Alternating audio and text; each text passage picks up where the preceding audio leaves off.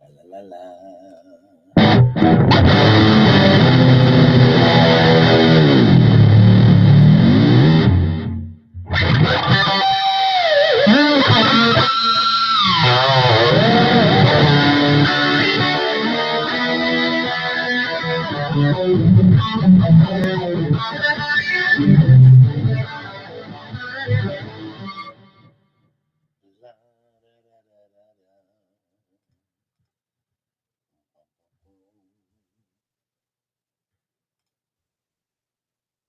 Batteries to power.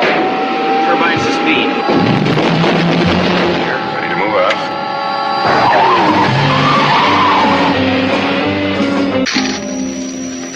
The purpose of our two previous encounters is now very clear to me. I do not intend to be distracted by another. Good night, Mr. Bond. Do you expect me to talk? No, Mr. Bond, I expect you to die. Enjoy them as much as any bloke. But in the spirit of commemoration, whereby those important events of the past, usually associated with someone's death or the end of some awful bloody struggle, are celebrated with a nice holiday, I thought we could mark this November the 5th, a day that is sadly no longer remembered, by taking some time out of our daily lives to sit down and have a little chat. There are, of course, those who do not want us to speak. Just let me think. I suspect even now, orders are being shouted into telephones, and men with guns will soon be on their way. It's Chancellor Sutler. Damn it! Death or the end of some awful bloody struggle may be used in lieu of conversation. Words will always retain their power. Words offer the means to meaning, and for those who will listen, the enunciation of truth. And the truth is, there is something terribly wrong with this country, isn't there? You designed it, sir. You wanted it foolproof. You told me every television in London. Cruelty and injustice, intolerance and oppression. And where once you had the freedom to object, to think and speak as you saw fit, you now have censors and systems of surveillance coercing your conformity and suppressing your submission. We need cameras. How did this happen? Who's to blame? Well, certainly there are those who are more responsible than others, and they will be held accountable. But again, truth be told, if you're looking for the guilty, you need only look into a mirror. There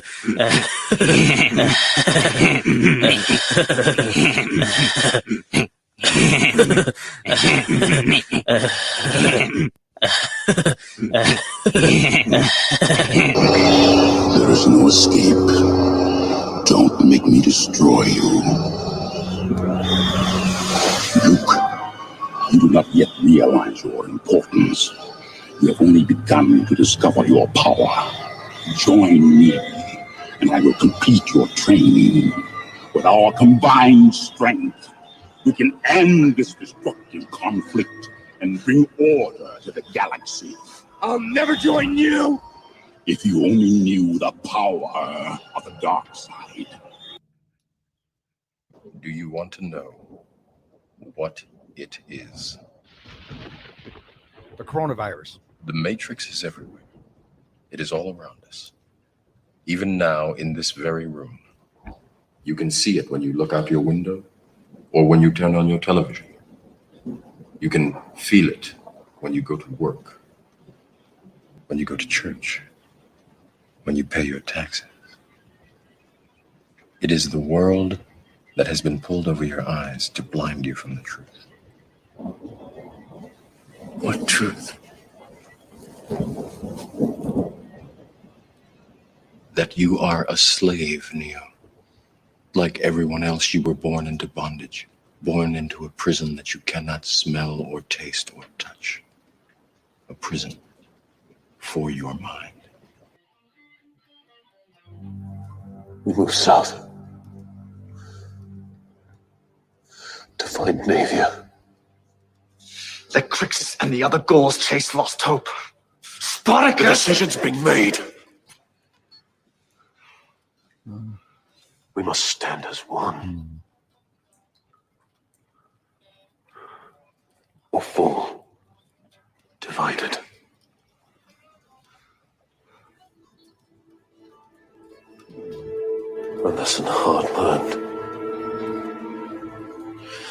shackle will be struck from every slave upon our path. We will see our numbers grow. And when they have become legion, we will face Glaber and the hordes of Rome again. And the gods shall weep for their suffering. Beep, beep.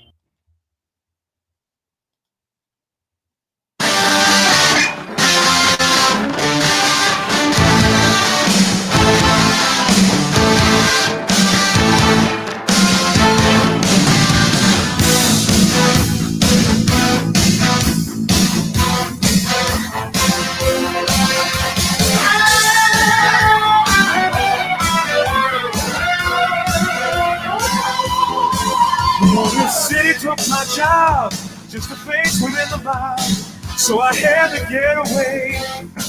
I was angry at myself, put my own life on the shelf, making pennies every day. Yeah, but I'm through doing time, pushing rocks all through a mine. And if the bad times ain't over for me, I might as well be free. I might as well be free.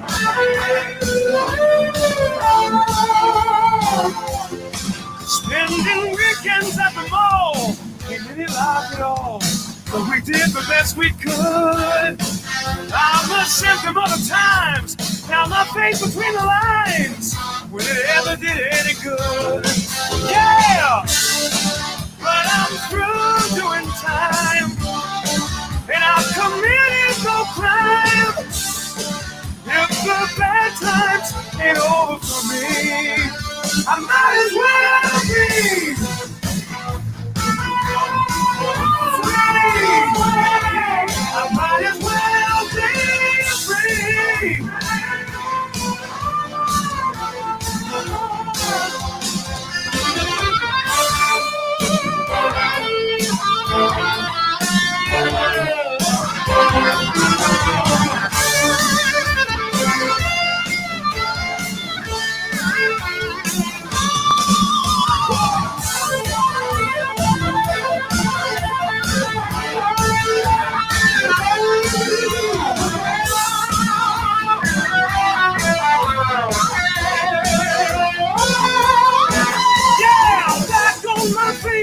Reaching ready for the streets. I'm not wandering anymore. I got leather on my heels. I got rubber on my wheels. I got a Magnum 44. Yeah! But I'm through doing time with my ass out on the line. And if the bad times ain't over for me, I might as well be free.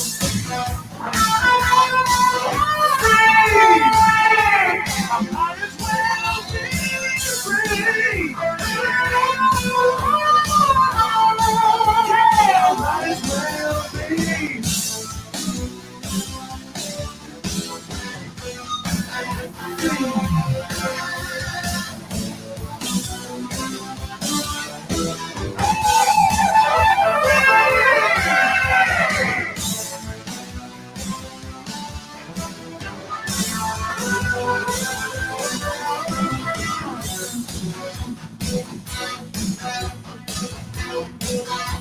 I might as well be.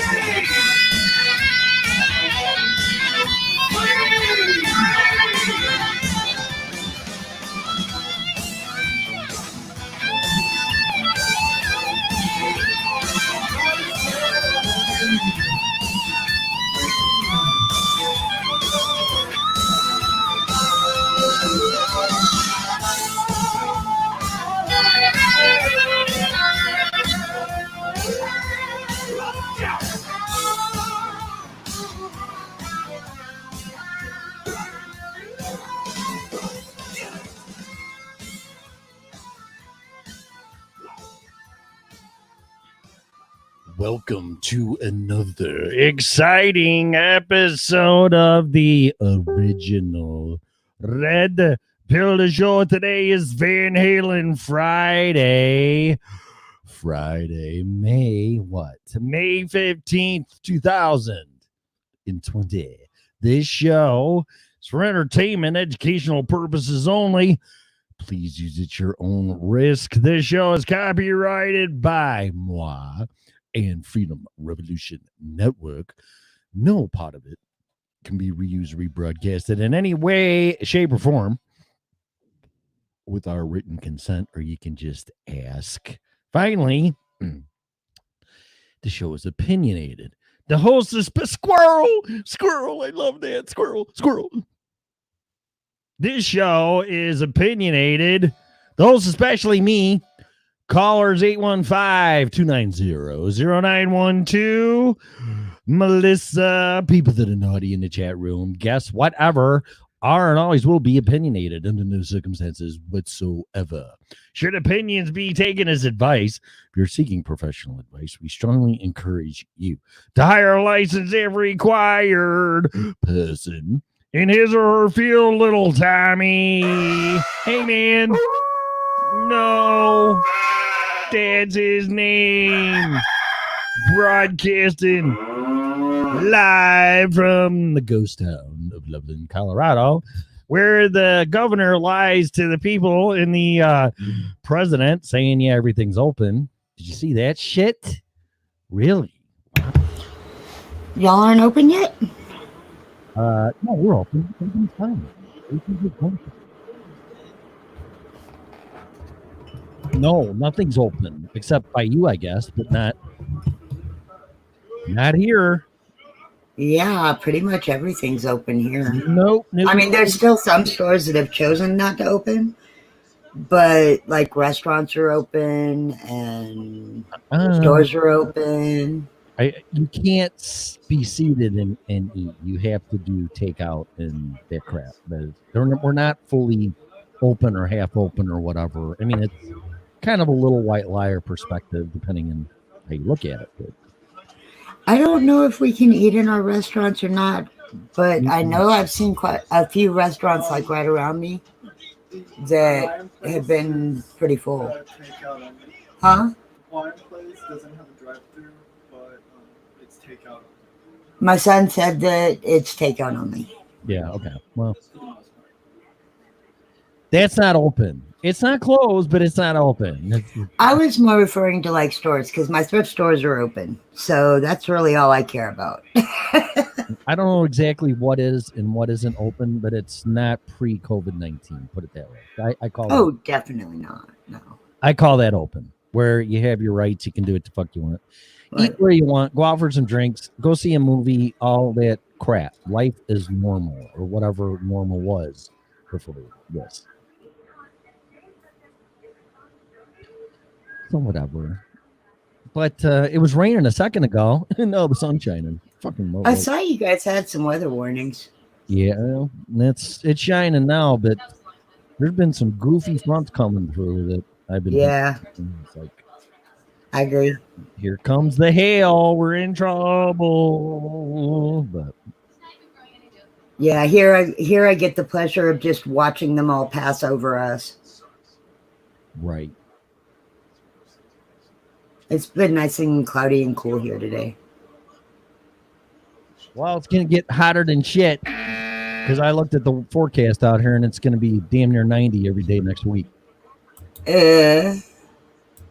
Yep. So summer's here.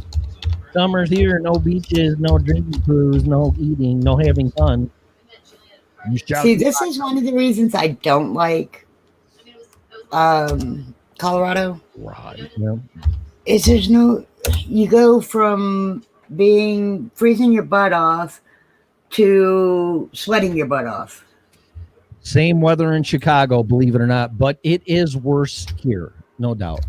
It is worse here. It's one extreme or the other. There's no happy spring or fall. I didn't think that was possible, but it is. So, and speaking of Chicago, I'm going to say something in a second, but first, let's say hello to everybody. How does that sound?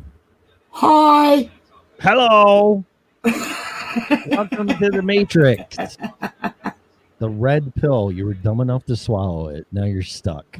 And now you're stuck with us. Yes. Get ready for reality. Reality check. Yeah. So I got a nice little shame on me and fact check shit from Facebook. On what? Video I shared with the mayor. Oh, that one, yeah. Bitching and blah, blah, blah, blah, blah. And we all need to conform and listen and be good little slaves and stay in the matrix and power, the mean AI and the machines and shut up. And it's all good for the New World Order. And I played the video again and they edited the video. Yeah, that's what you were saying. Yeah, they edited it where she said and specifically said the words New World Order. And honestly, the AI probably got her on that. Well, I don't really care who did what. I mean, it's bullshit because if you or I or anybody else put something up there that they don't like, they give you a spanking and a warning and say it's not factual. But when a politician says it, they do them a favor and edit what they said. Yeah.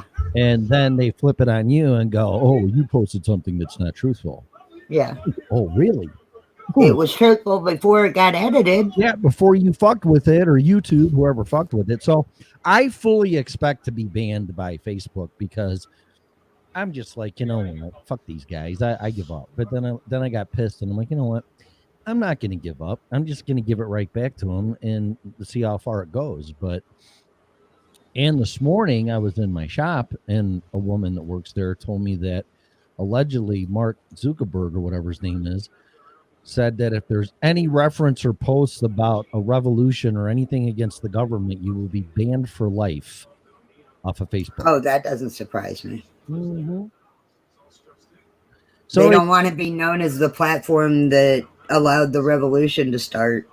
Oh, but they want to be the platform for scaring the hell out of everybody with the pandemic and using it to take your rights away and all that. That's what they I mean, he cooperates with the government. So what do you expect? Which is fascism. He gives them our information. You're going to go down as cooperating with Hitler and the Nazis because that's what you were told to do and you're just doing your job. And you're going to get tried for war crimes. So see how that turns out for you. Have fun.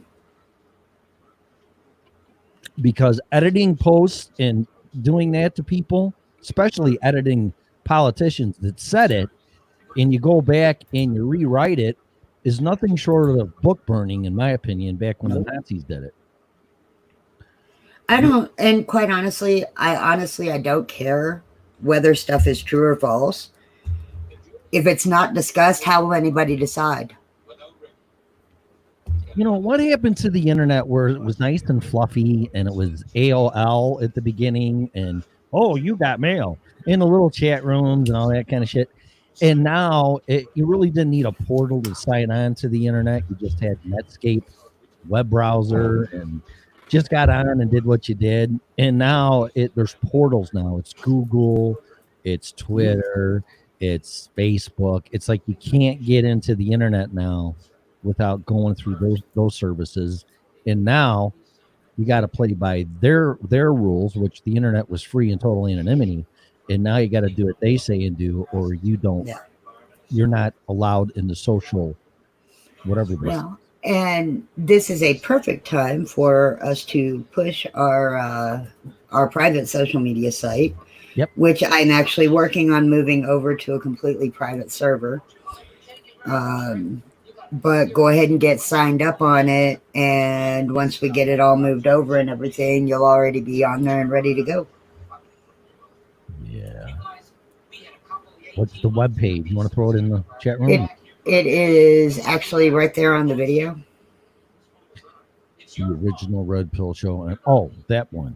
That other one. freedomrevolutionnetwork.com/social. /social. Should say nice and easy. /fuck Facebook. I could make that I could make that a subdomain. Oh man, enough's enough. This is totally ridiculous. You shall be banned for life. Yeah. You know what? I think I'm gonna do that. I would. Fuck them. You might. We're not. Listen to me, guys. You're not gonna win against these people. going head to head. You got to do what they do, and you got to look at it, flip it around, and then use it against them. So it's like, okay, you're going to be a Facebook asshole, then I'm going to be an asshole. So there you go. It's like, then put fuck Facebook. You get a lot more attention than that. Or even better, hashtag fuck Facebook.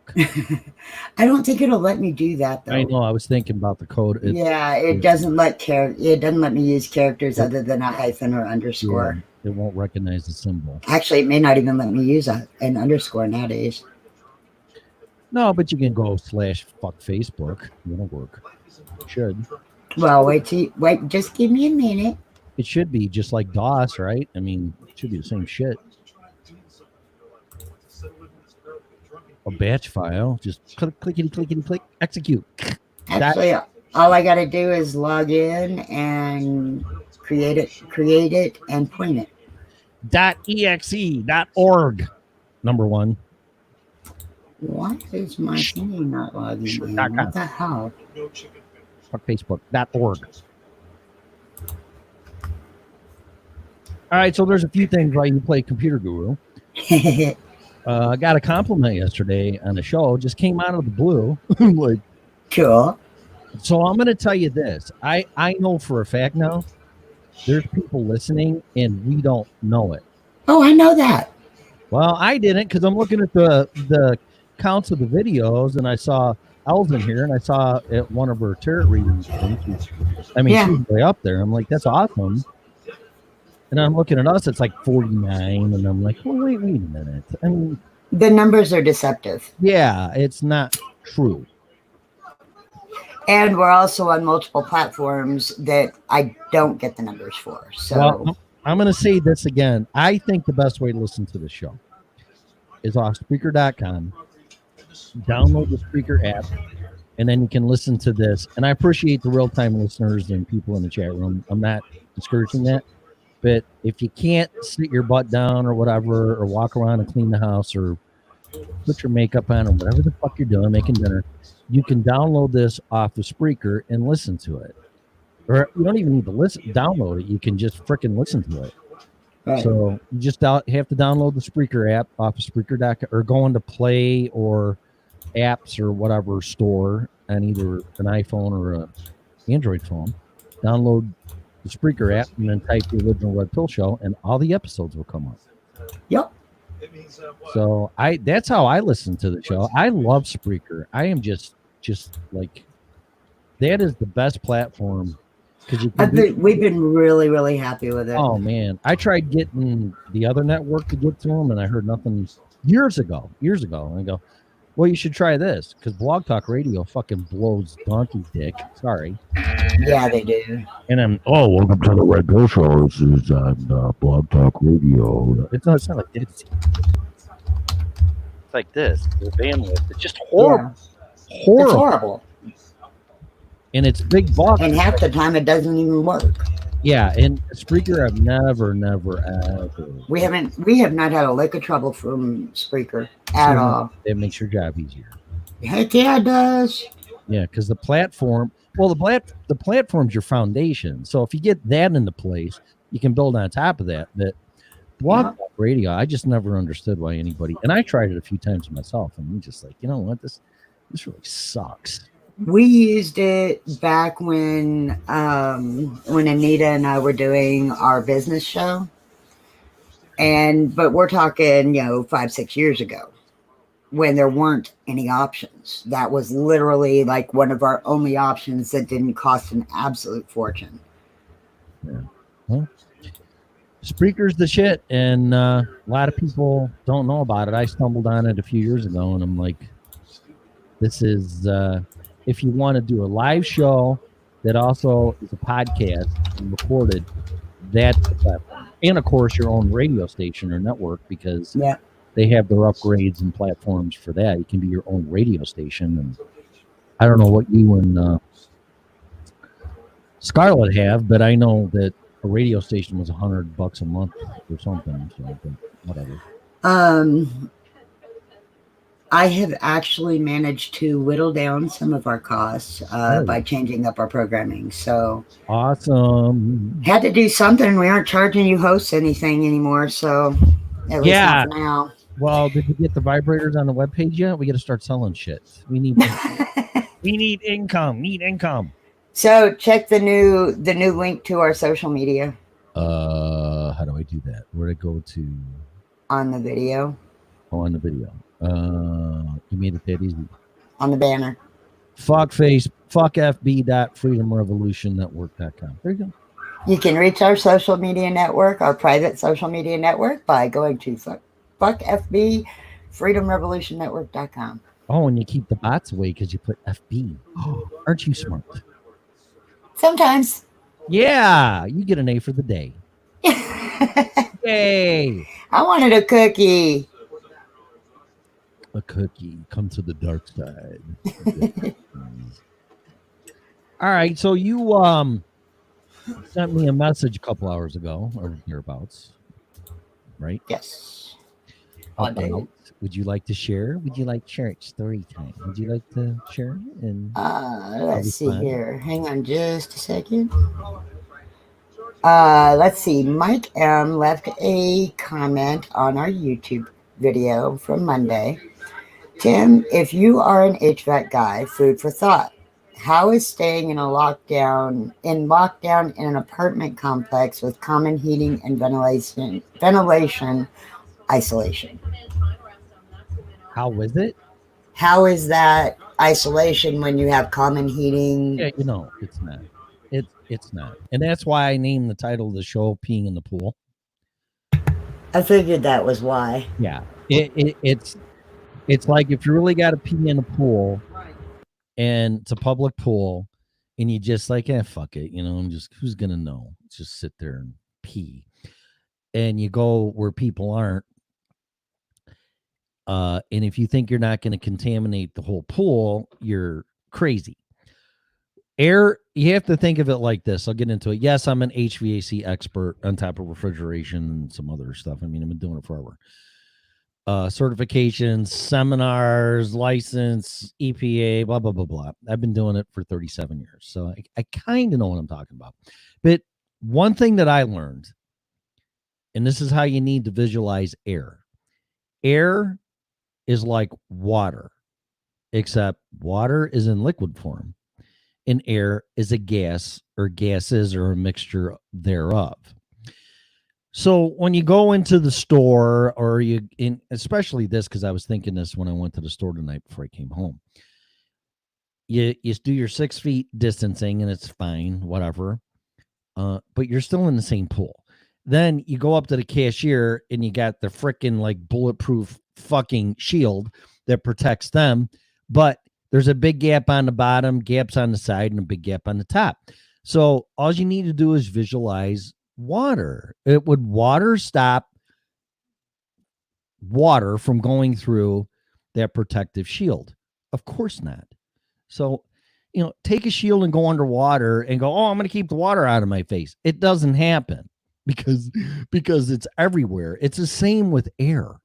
So being in a common building with common air, i.e. swimming pool, I really, quite honestly, don't give a flying fuck what anybody says. And this is my argument based on, again, all my qualifications, which I have been called an expert, not by me in my field, that you're in a big pool. So if you turn around or you put a plastic shield in front of you and you're peeing, you're going to get pee in the pool and it's going to go through the entire pool. So the only thing, in my opinion, that would help that is what the president brought up a month or two ago. It was with the UV technology, and it does work. But the air's got to be filtered, and if it's hit by this ultraviolet light, it's supposed to kill 99.9% of bacteria and viruses and all this kind of crap. So I can't confirm or deny that because I don't make the things. And of course, I didn't get it tested. So I'll just be guilty of saying, I don't know the fact checking on it. But that's not me. But I do know the technologies out there. And supposedly low ozone of levels of ozone will help that. There's some machines that put ozone into the atmosphere, but are in your confined space.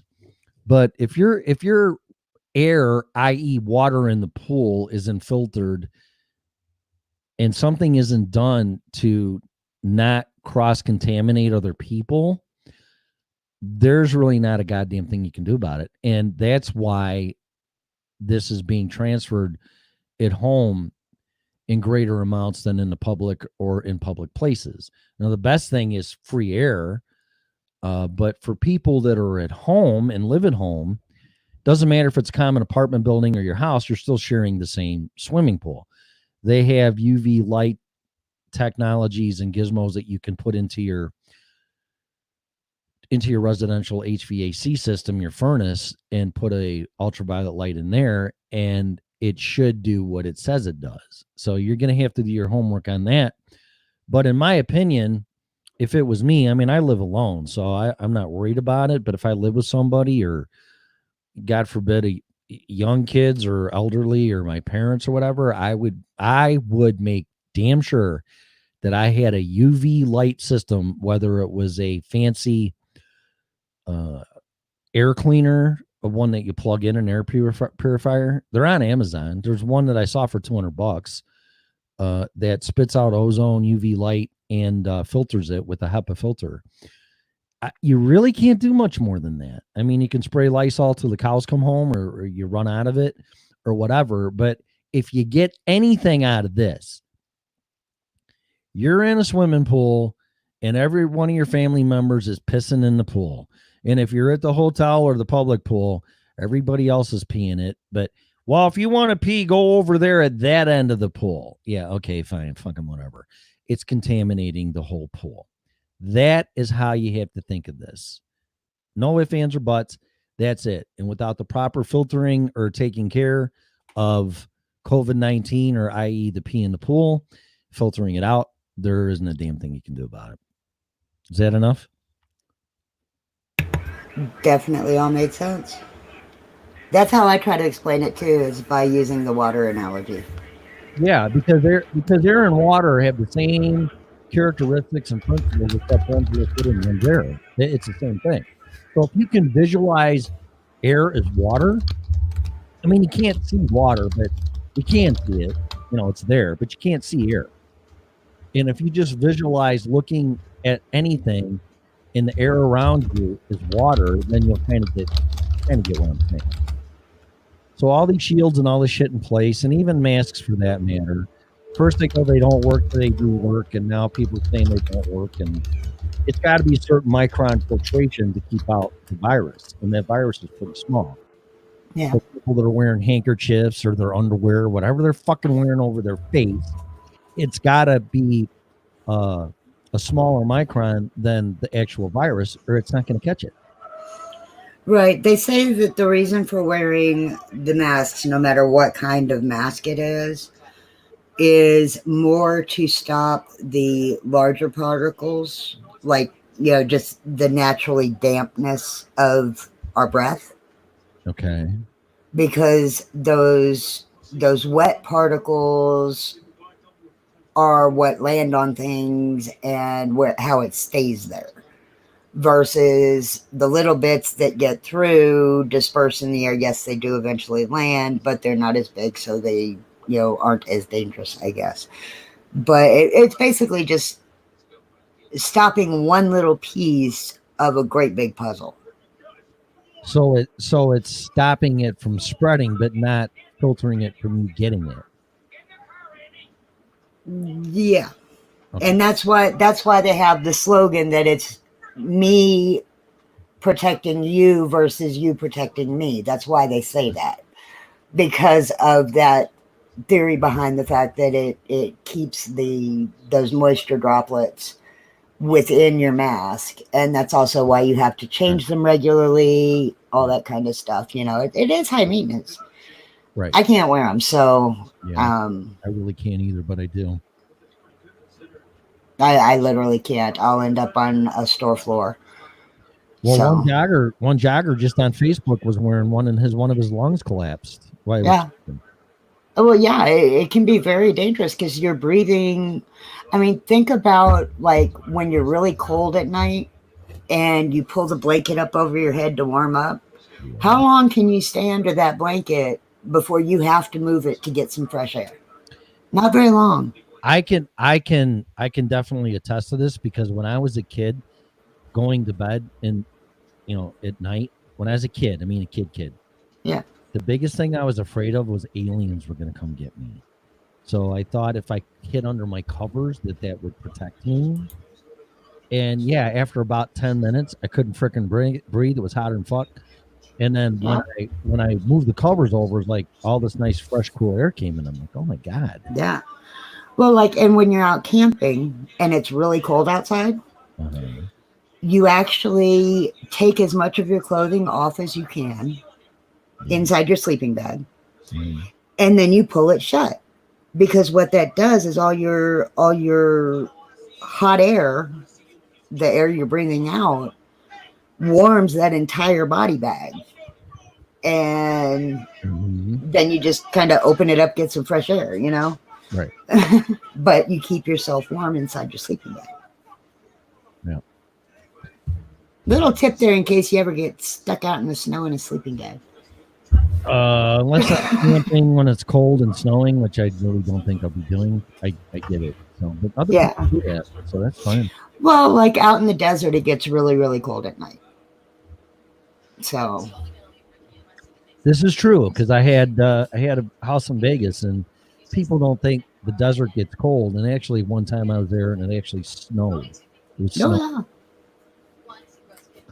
So don't think the desert doesn't get cold because it does. So from experience, don't be dumb like I was. Yeah, I mean, I grew up in the Phoenix area, so you automatically learn desert survival. So I've been blessed to have lived in both desert environment and more country type environments and learned survival in both. All right, so on a different subject, you see the Red posted that her grandma has COVID-19. Did you see that? Yes, I did see that. So what would you do if that was you? Well, I mean, quite honestly, I keep waiting for that call from my grandma telling me that she's positive. My grandfather killed himself about a week ago or 2 weeks ago. And he had gone to the doctor. Okay. So the maid that works their floor was tested positive. And obviously she was pulled from work. However, she'd been going to work for the last 2 weeks prior. My grandma kept telling me about these weird things that my grandpa was doing, and they all fell in line with the symptoms. And he went to the hospital finally. They said he had pneumonia and had some issues with his heart. And they kept him for 2 nights, got his heart stabilized, and sent him home. And a few days later, he shot himself. And my guess is that they basically told him something different than what was told to my grandma. My guess is that they basically told him they weren't going to be able to treat him, and it was probably going to be a bad death. And so he took it upon himself to die with dignity, I guess, is a way to put it. Not to put that stress on my grandma, But that being said, yeah, go ahead. That being said, she has been exposed in multiple directions. And so I keep waiting for that. And I mean, ultimately, there's really nothing we can do about it. Death is going to happen to all of us at some point in our lives. When we are born, we are starting to die. It is not a given as to how long our lives will be. I deal with death kind of matter-of-factly. I am a believer in reincarnation. I I believe that, spirits, their energy stays with us until they are reborn. So death is just another realm to me. Mm-hmm. It makes me sad. But at some point, we're all going to die. And so, and my grandma is very aware of her own mortality. Maybe that's part of where I get that from. Mm-hmm. But she'll talk to me very openly about it, and it's, she's 89 years old. It's going to happen at some point, So it won't surprise me if I get that call. Mm-hmm. It'll make me sad because I really want to be able to get down to Phoenix to see her before that does happen. And I don't know how much time I have left to do that. Right now I couldn't visit her anyway because they're on lockdown. But, it's kind of, it is what it is, So are you saying your grandfather took his own life because he didn't want to go through the COVID-19 crap? I think so. Nobody really knows. Let's see. Nobody knows. All we know is that he had every symptom of it, including the mental breakdown part, which is not super common, but it does happen to some. Mm-hmm. And I think it was one of his lucid moments where he was actually coherent and he realized what was going on, and he realized that him being in that state was a burden on my grandma, because my grandma actually relied on him to help her with things. So her having to take care of him was very difficult. We're going to have to get a medical doctor on here that prescribes quinine and Z-Pak and all that stuff, because I'm quite frankly getting sick of this shit. Well, I mean, why did they send a 90-year-old man home the moment his heart stabilized? Because they want to get rid of him. I don't know. Why? That does not make any sense to me. Nope. I don't know. But 10 to 1, if they had kept him, he'd still be alive. If people are gonna take their own life because they're afraid to get the COVID diagnosis and then go through all that crap, I mean, quite literally, without sounding morbid, it doesn't sound like COVID-19's killing these people. It sounds like the medical field are. Pretty much, because like I said, if they had kept him and watched over him and made sure he was actually getting better, then he'd probably still be alive.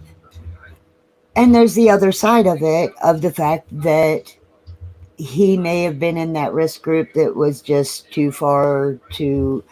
I mean, there's always hope if you do something, but just sending him home, what good did that do? That didn't treat anything. No. A 90-year-old man with pneumonia, and you're going to send him home. Really? Yeah, that they sent him home to die. I mean, that's exactly. And he realized that, I think. Yeah. And, and like I said, I mean, quite honestly, okay, so I have a very strange family. I wouldn't think that. The whole mortality thing has always been kind of a presence in my family.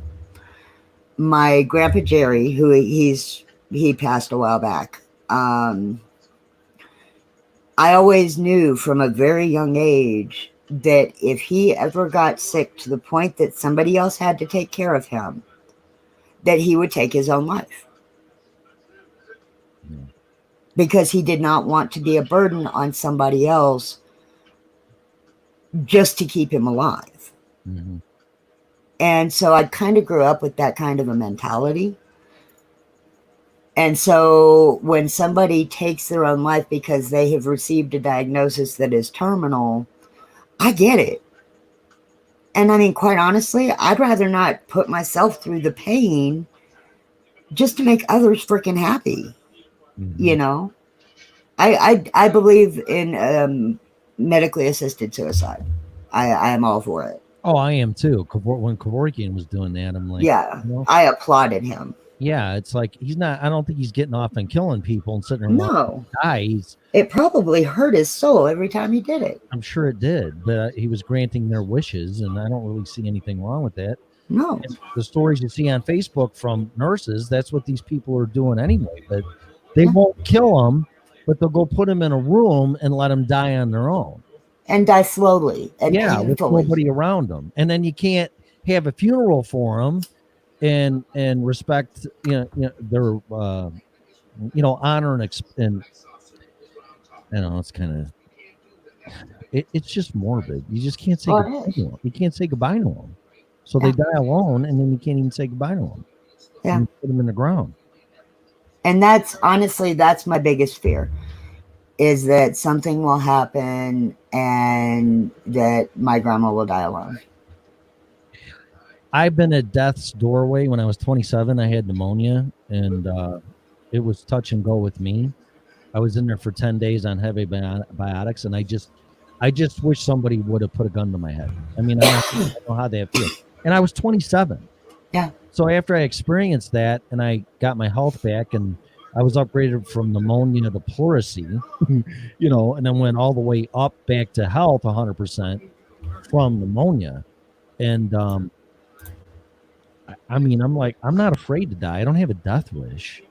Same. But when my mortality comes and it's like time to go, I don't have a problem with it. Everybody has an expiration date. Exactly. You just don't know. We don't know when it is. Exactly.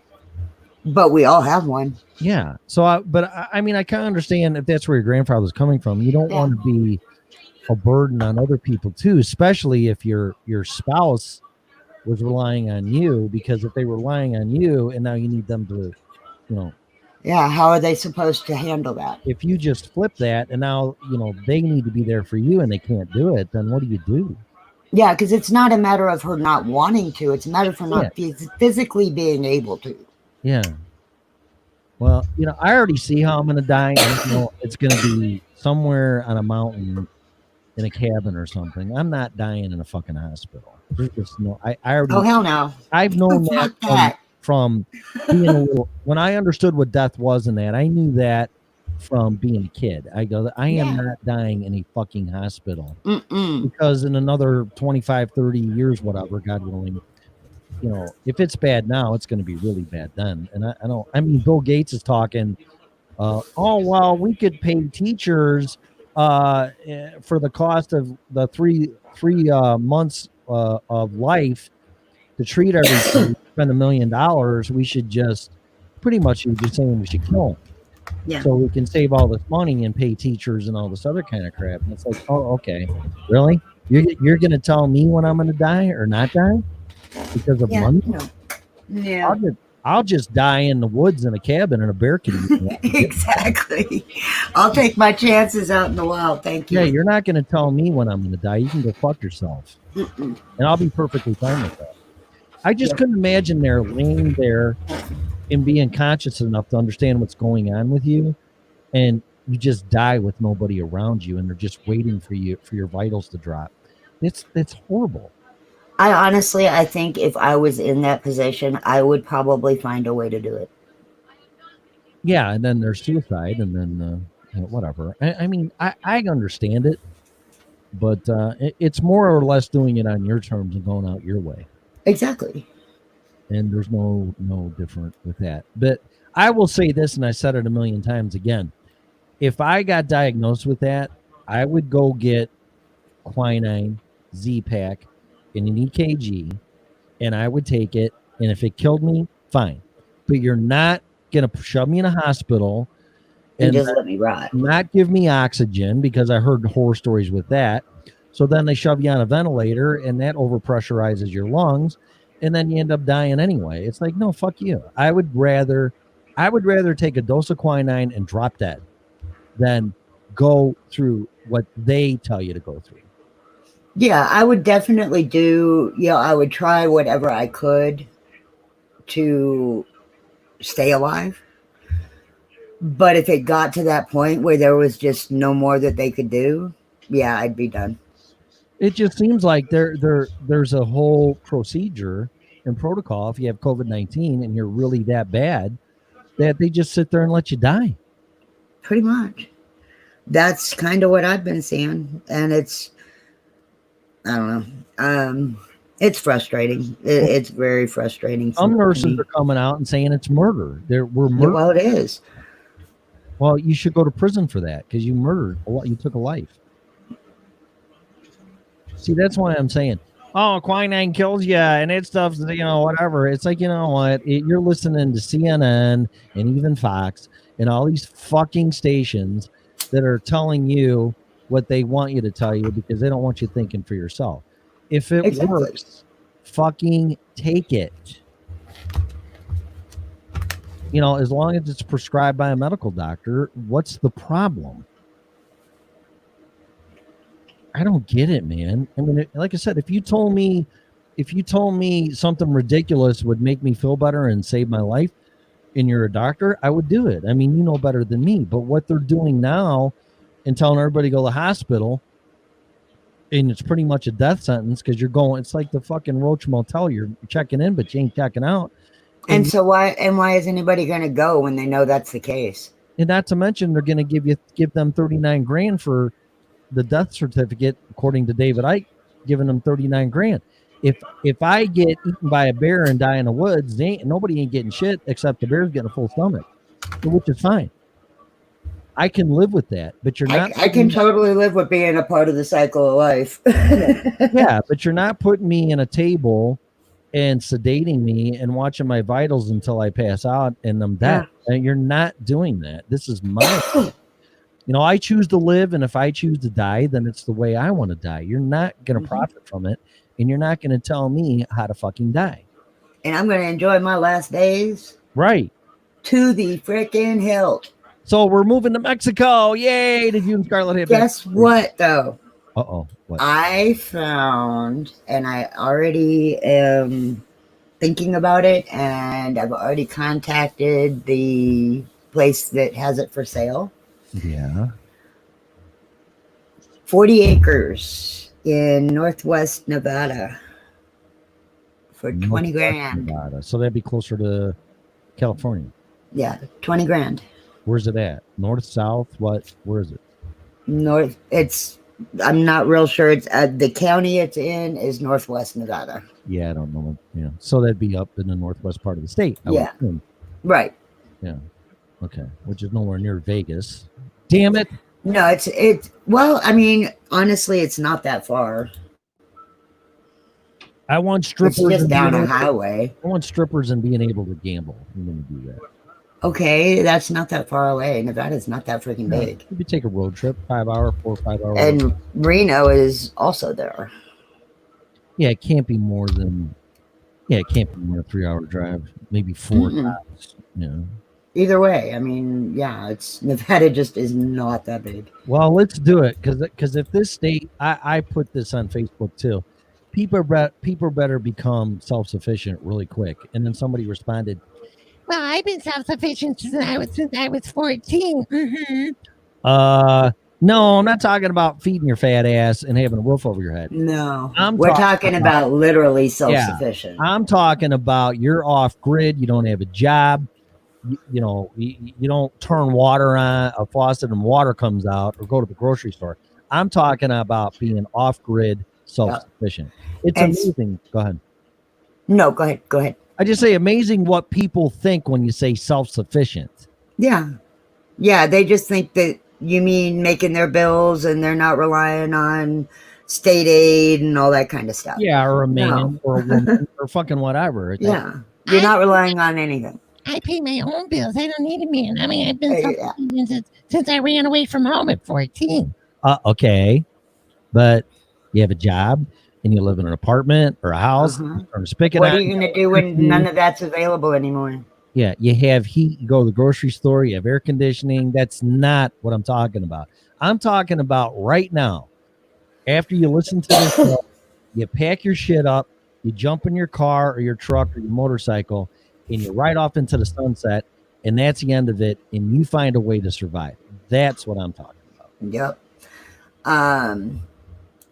Speaking of that topic, next week we are doing our preparedness week. And so we are looking also for interviews for people that are in the fields of anything preparedness related. So if you would like to be a guest on the show, you know what? Go to freedomrevolutionnetwork.com, go to the contact page and send me a message and let me know who you are and what you do. And I sent out a message to a friend of mine here in Colorado who does solar. He is a solar expert, and I really want him to come on to the show and we can have a chat about solar. Awesome. Yeah, I'm going to show somebody this book, and I'm going to flip to the camera. I'm naked, so watch out. Woo! Uh-huh. So, all right. So, naked Timmy. This book. You see this book? Let me get to one. Yes. Strategic Relocation. Yeah. By Joel Kaufman. I interviewed this guy. This book. All right, for all you guys that are preppers or you want to be self-sufficient, this book is amazing because the beginning chapters say how all hell's going to break loose. So he breaks that down. Okay? But what's really cool is this. He breaks down every state and rates it by stars and what is the best state for your rights and survivability and self-sustaining and all that crap. Yeah. And believe it or not, Utah, Wyoming, and then even Colorado is way up there. Oh, no doubt. But, lots of resources. Yeah, there really isn't one state east of the Mississippi River. All you people are fucked. I'm sorry. You're just the resources are out west. You have to go pretty much south and west. There was a place up in extreme northern Washington, like 10 miles from the Canadian border. And my wife and I at the time almost bought a mountaintop property up there. He gives that a high rating. But here's what he does. I should get him on because he was really kind enough to come on when I interviewed him, and it had to be 5-6 years ago at least. And things are a lot worse now. But he does this. Here's Colorado. Here's the book. Can you see this? Yeah. And there's 4 out of 5 stars. Nice.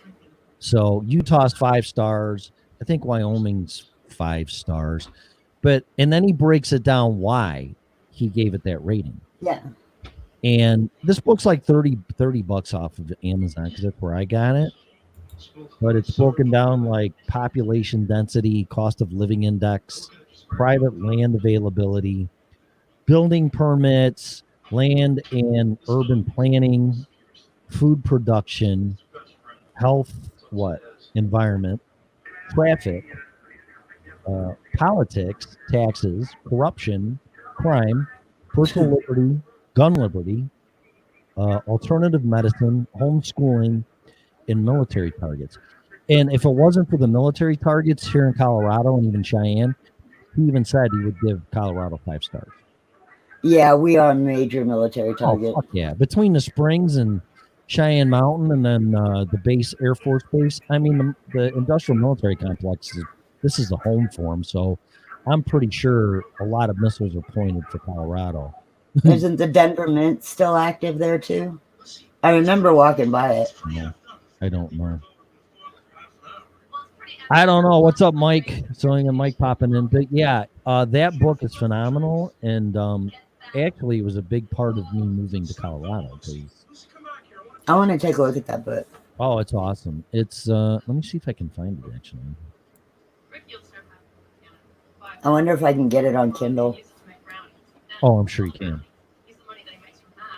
I just got the paper for him because I've had people that wanted to borrow it. Well, yeah, I would actually. I want to get a physical, but Kindle would work to satisfy my mental need for it. Mhm.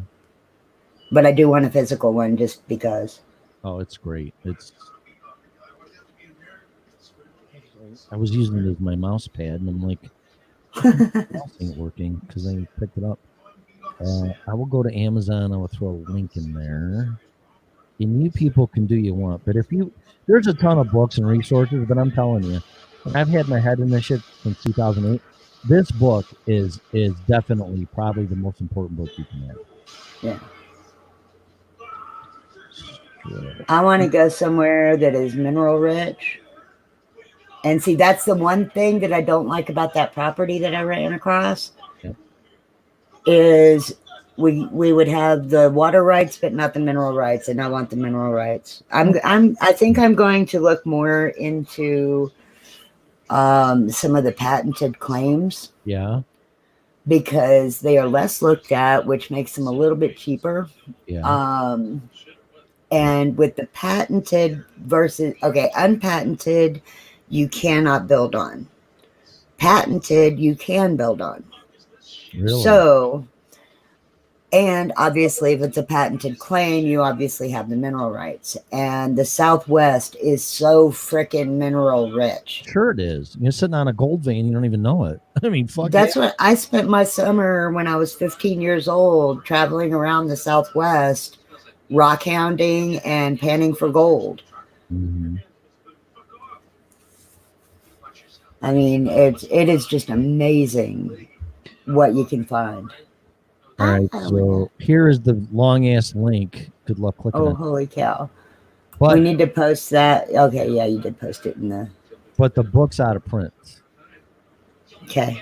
So you can't get it anyway. I don't know if it's on Kindle or not, but I bet you I can find it somewhere. Yeah, so what does that tell you? It's out of print.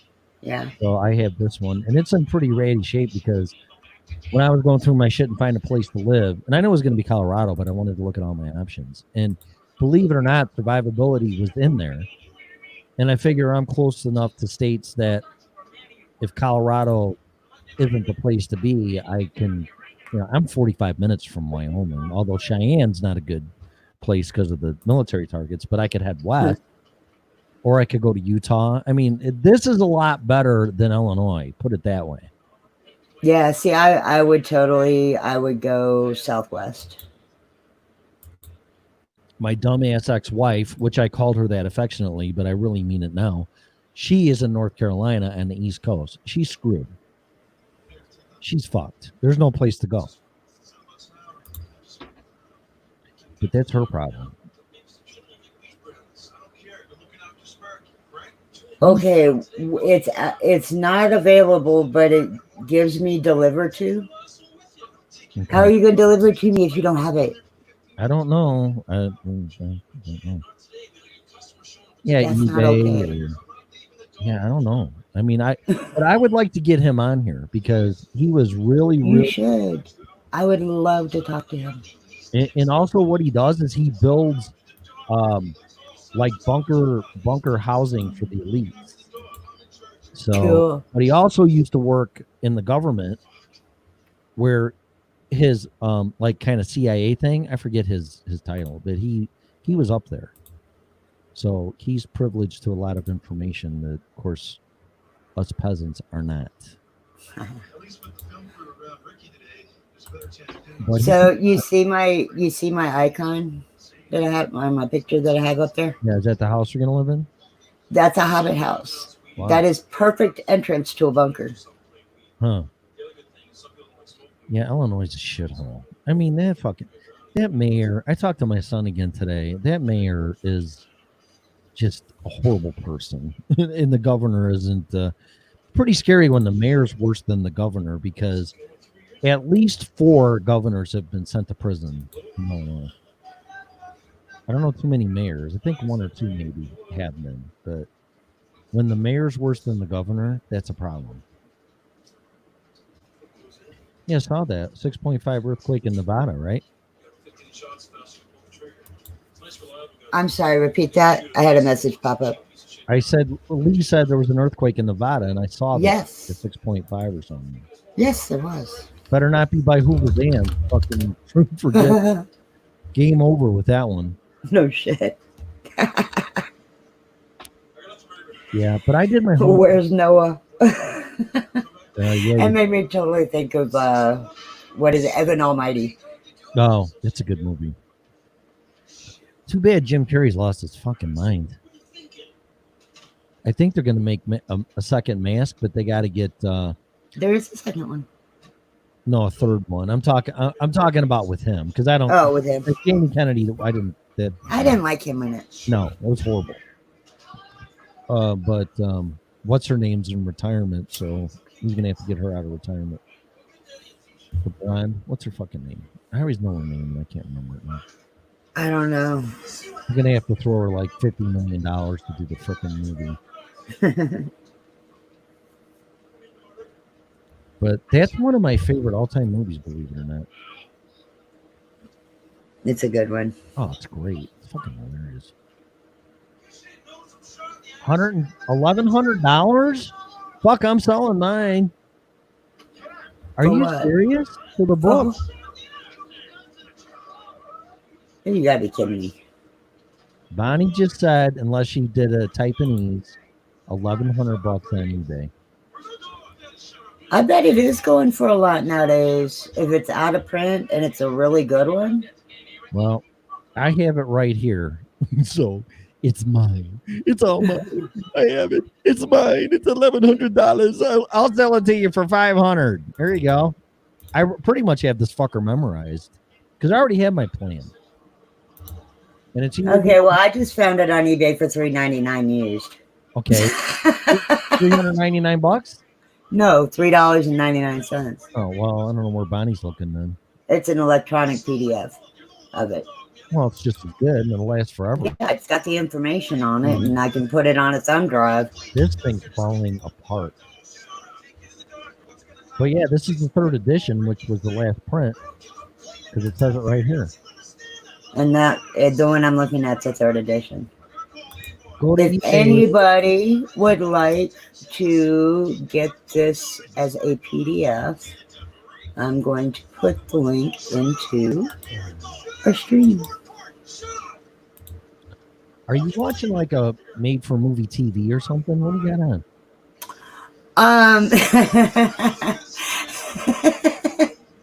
Trailer Park Boys. Oh my god. How can you do that? Because that would distract the shit out of me, which it is, by the way. But I mean, I'm saying, I'm sorry. How can you do that?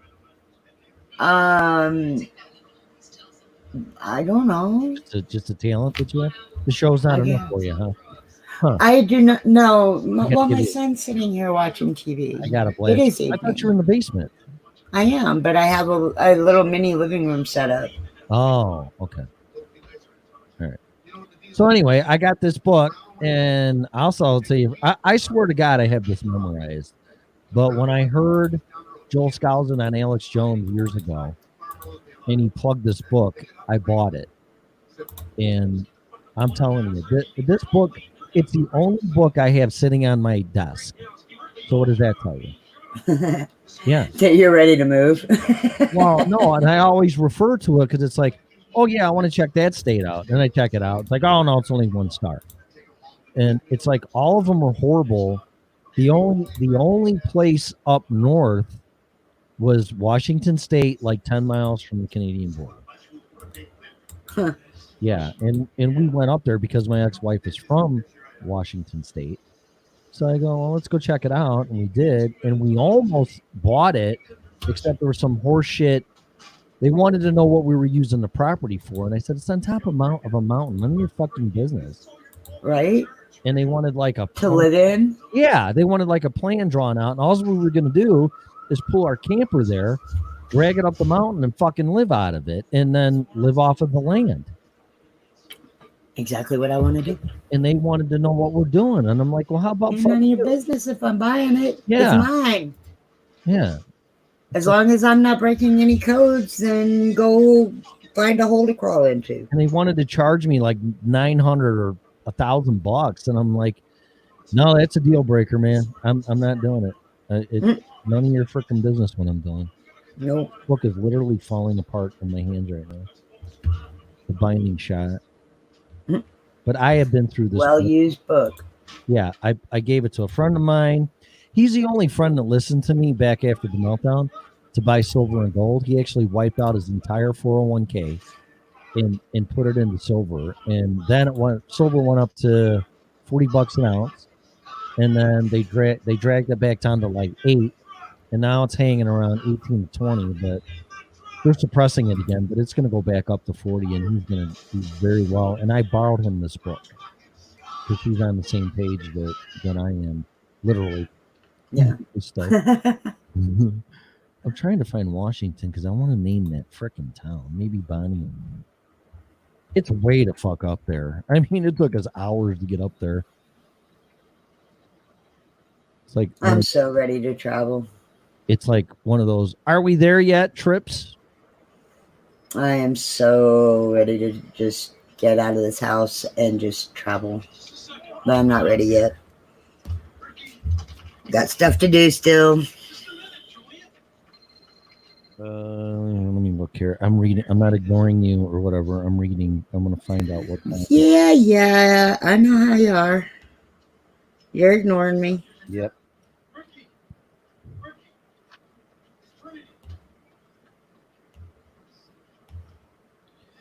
I'd love to know what it says about Arizona. Well, I'll tell you in a minute. People want to get involved here. People want to get involved. What state you think you might be going to? I got no problem fucking sharing this. I just won't hold the book up because I don't want plagiarism or. I don't think this guy would do that. He's a really cool guy, and the book's fucking out of print, so it's not like I'm picking his pocket. I'm sharing information. Yeah, I mean, at this point, it's not in print, therefore he can't make any more money off of it. He's made all he's going to make. See, like right here, northeastern Washington is also an elevated earthquake risk zone. I mean, yeah, covered everything. He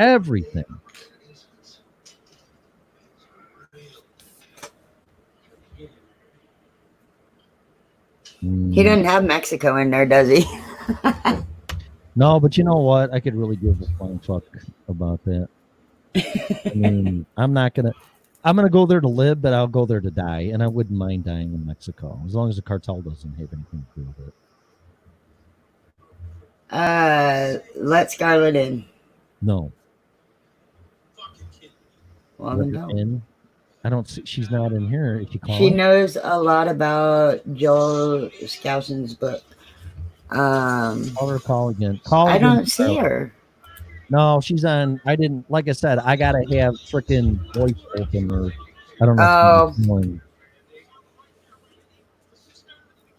I told her to call again. See, I can't find the fucking tone.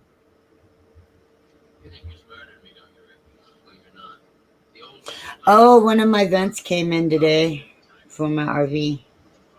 Oh yeah, not to mention Mount Rainier. That fucking thing's gonna blow. Yeah, that's actually. It was like bulging or something the last time I was paying attention. Hello, me Bobby one time. May I take your order, please? Egg roll, bye-bye. You like an egg roll and cream of some young guy? Okay, what else? Hello. So I happened to be watching on my TV, and then I saw this link up, and I was like, "Oh, I know this book very well." And there is, from in the past, if you go to like Alex Jones like videos on his website, if you go to like even prisonplanet.com or prisonplanet.tv, is also another mirror site that they have. You can go and watch the like original interviews that he did with Joel Skousen on the book Strategic Relocation. Yes. Yeah, so that's something good for everybody out there. But basically, the whole gist of strategic relocation is looking at the area you're in, finding out the potential hazards of said area, and mitigating those risks based on what could be dangerous at the time and what you're dealing with whatever emergency you have. Right. So that's basically like the short gist of all what he talks about in the different areas, because everywhere is going to have some cons and pros that people like and people don't like. Oh, of course. right? Yeah, and so that's what it's mostly about. So strategic relocation is mostly, it's just about being strategic, picking somewhere that will provide you the best chance of, like what Mel and I were talking about earlier on a business call, you know, having that connected loop, you know, that full sustainability. That's what putting yourself in a Right. good place does for you. You know, Exactly. it's your foundation for sustainability. Yeah, I should use a different term: strategic self-reliance or self-sufficiency. Yes. I like that. Self-reliance. I like that. Yeah. We need to start a hashtag. Yeah, we're going to coin that. Yeah, because it puts it into perspective what I'm really talking about. Because if I just, well, you should learn how to be self-sufficient, blah, blah, blah, blah, blah. It's like, no. That's not, I'm not talking about making your own fucking car payment. That's not what I'm talking about. Budgets are one type of self-sufficiency. We're talking about complete self-sufficiency. Yeah, off the grid, your life depends on it. That's what I'm talking about. Right. Survival of the fittest. Yeah, that is true. And survival is the smartest at this point. Yeah. You know, who's learned outside of the box, I guess, would even be a better way of putting it. Yeah, who's thinking out of the box, which this whole fucking show, not to mention the network, that's what it's about. I mean, That is what it's about. It's amazing when you say that. You got to become self-sufficient, and people fucking respond with, well, I'm paying for my own cell phone. Oh, my God. Oh, my God. Okay. Right, but it's like, where does your food come from? Yeah. You know, where does your electricity come from? If the grid goes down tomorrow, how good off are you? Yeah. You know, those type of questions, I think, is hard for people to answer. Where are you going to get your clothes? Do you know how to sew things? Can you darn? Can you fix things? Right. People aren't thinking about just basic things. And I think at least, hopefully, the COVID-19 pandemic has woke people up to be like, hey, things can happen and happen overnight and change life as we know it overnight. That was the whole point that preppers were trying to make for years. Yeah, now if you're a prepper, except toilet paper, preppers ain't fucking stocking up on toilet paper. Trust me. No. Yeah, you're an asshole because now you're a hoarder. Went from prepper to hoarder. Yeah, now it went to hoarder. And it's like, okay, but at the same time, because I had insight to look at this beforehand, now I should be in trouble. Or even now, I am not mad if somebody rich goes to the store and buys all the food that they want. You want to know why? Because they have the money to, and they have the right to, because they have the money. Yeah. Well, that's capitalism. That's It fine. sucks. It sucks for everybody if you know, but that's not everybody lives in a community lifestyle. Now, if you live in your own community where you can do those things, more power to you, where everybody does share. I would like to live in a community like that. But is it realistic in the world we live in now? Absolutely not. So we can't get upset about those things, you know. No. The haves will be and the have-nots will also be, but it's about how you make it through those times. Right.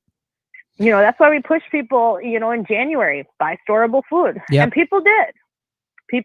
Mhm. You know, we had over $1,000 worth of orders Really? before the pandemic hit. Through My Patriot Supply, we had $1,000 worth of orders. So people did go out and actually purchase things. And so, you know, some of our listeners are out there prepared and they know who they are. Yeah. Right. But they did prepare and they did, you know, and there's still food to be purchased. You know, they're still sourcing storable food. If you don't have anything, might not be bad. They even do have meat packs where they do have like dehydrated, freeze-dried meat, you know, meat's being a big thing right now, becoming a huge, huge commodity. Wow. You know, there's certain communities who said they haven't seen, you know, beef in weeks. And if they do, it's expensive.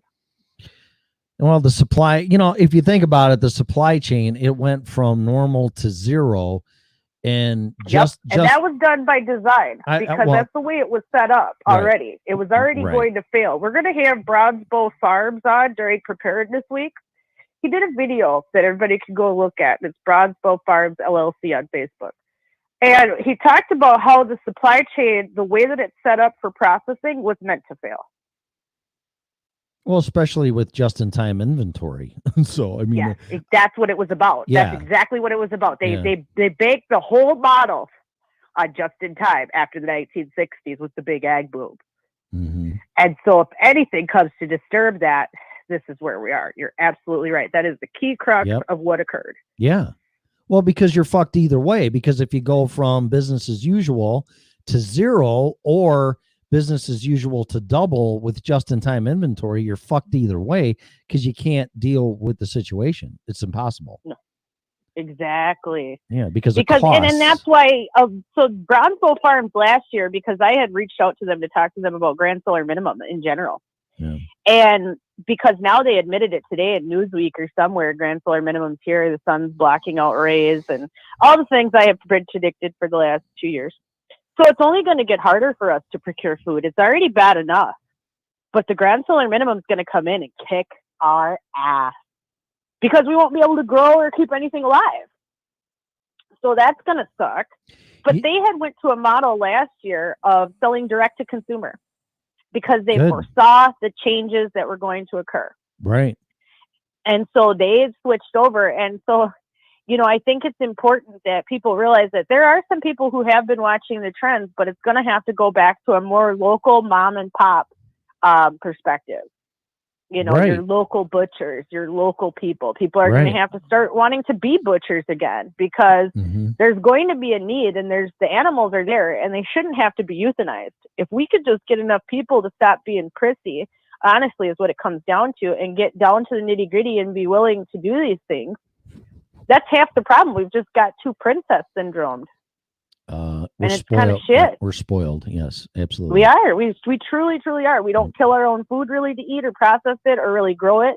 You know, yeah, people have some fun little gardens in our backyard, but we really have to make an effort like the 1940s in Victory Gardens if we even think we're going to have food on a scale that we need it.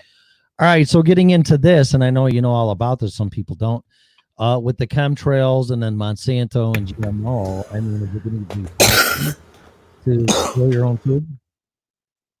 I think so, because, okay, one thing I noticed that I didn't connect right away with Monsanto and all their patents. One of the patents they specifically have patent for plants are UV resistant plants. Now, why would that be important? Well, during the Grand Solar Minimum, solar rays increase, UV increases on the surface. Even UVC makes it down to Earth. So I believe that they're trying to plan with some of these drought-resistant crops, with some of these UV-resistant crops, trying to some degree, skirt some of these problems as they know are coming, because they know that there's nothing they can do either way. So unfortunately, as much as we don't like GMO, if we can't put a seed in the ground and grow it, we're going to be SOL. We may need their crap, unfortunately. That's the only sucky part about it, because I won't do it till I'm starving and going to die, but even then, I don't know. But people are going to have to realize that maybe they're doing this out of necessity. Now, should we push them to do it as clean as possible? Absolutely. Should we push them to do it without the help of CRISPR-9 technology, much like what they're putting into the COVID-19 vaccine? Absolutely. Because there is a way. You know, people could build greenhouses and do indoor, you know, kind of like Bubble Boy dome type of gardens and stuff that could keep the UV out, have a UV protective dome that's clear, but yet still get the good stuff inside to the plants without burning them up. There's ways. People just are going to have to get off their butt and not just want to go to a store and pick something up to get it, because we're going to have innovation. That's the only thing that I see being a potential hiccup, is if people don't realize that they're going to have to become a part of this. Because in history before, when the shit hit the fan, people picked up their bootstraps together and got together and started doing things. Well, this time, not so much. That's what it's going to take, though. They're either going to be dependent on the government, or they're going to go off on their own and say, fuck yeah, I'm going to make it on my own and get like-minded people together to do this. And what is this going to breed? It's going to breed the FRN communities. It is. Yep. It is. It's going to breed that next level for those of us who have the same ideals and want to do some of the same things. That's where it's going to be important. Because if people think we're going to create, you know, communities out of what already exists, no, that ain't going to work. No, you're going to have to pack your shit up and fucking moving right off into the sunset, just like the pioneers did. That's what you're going to have to do. Yep, that's what we're going to have to do. Yep. And so it sucks, and you know, nobody really wants to do that, to be honest. No. I don't. No. It doesn't seem like a good idea. It doesn't sound like a good plan. You know, it's the unknown. It's fearful, potentially. You don't know what's going to happen.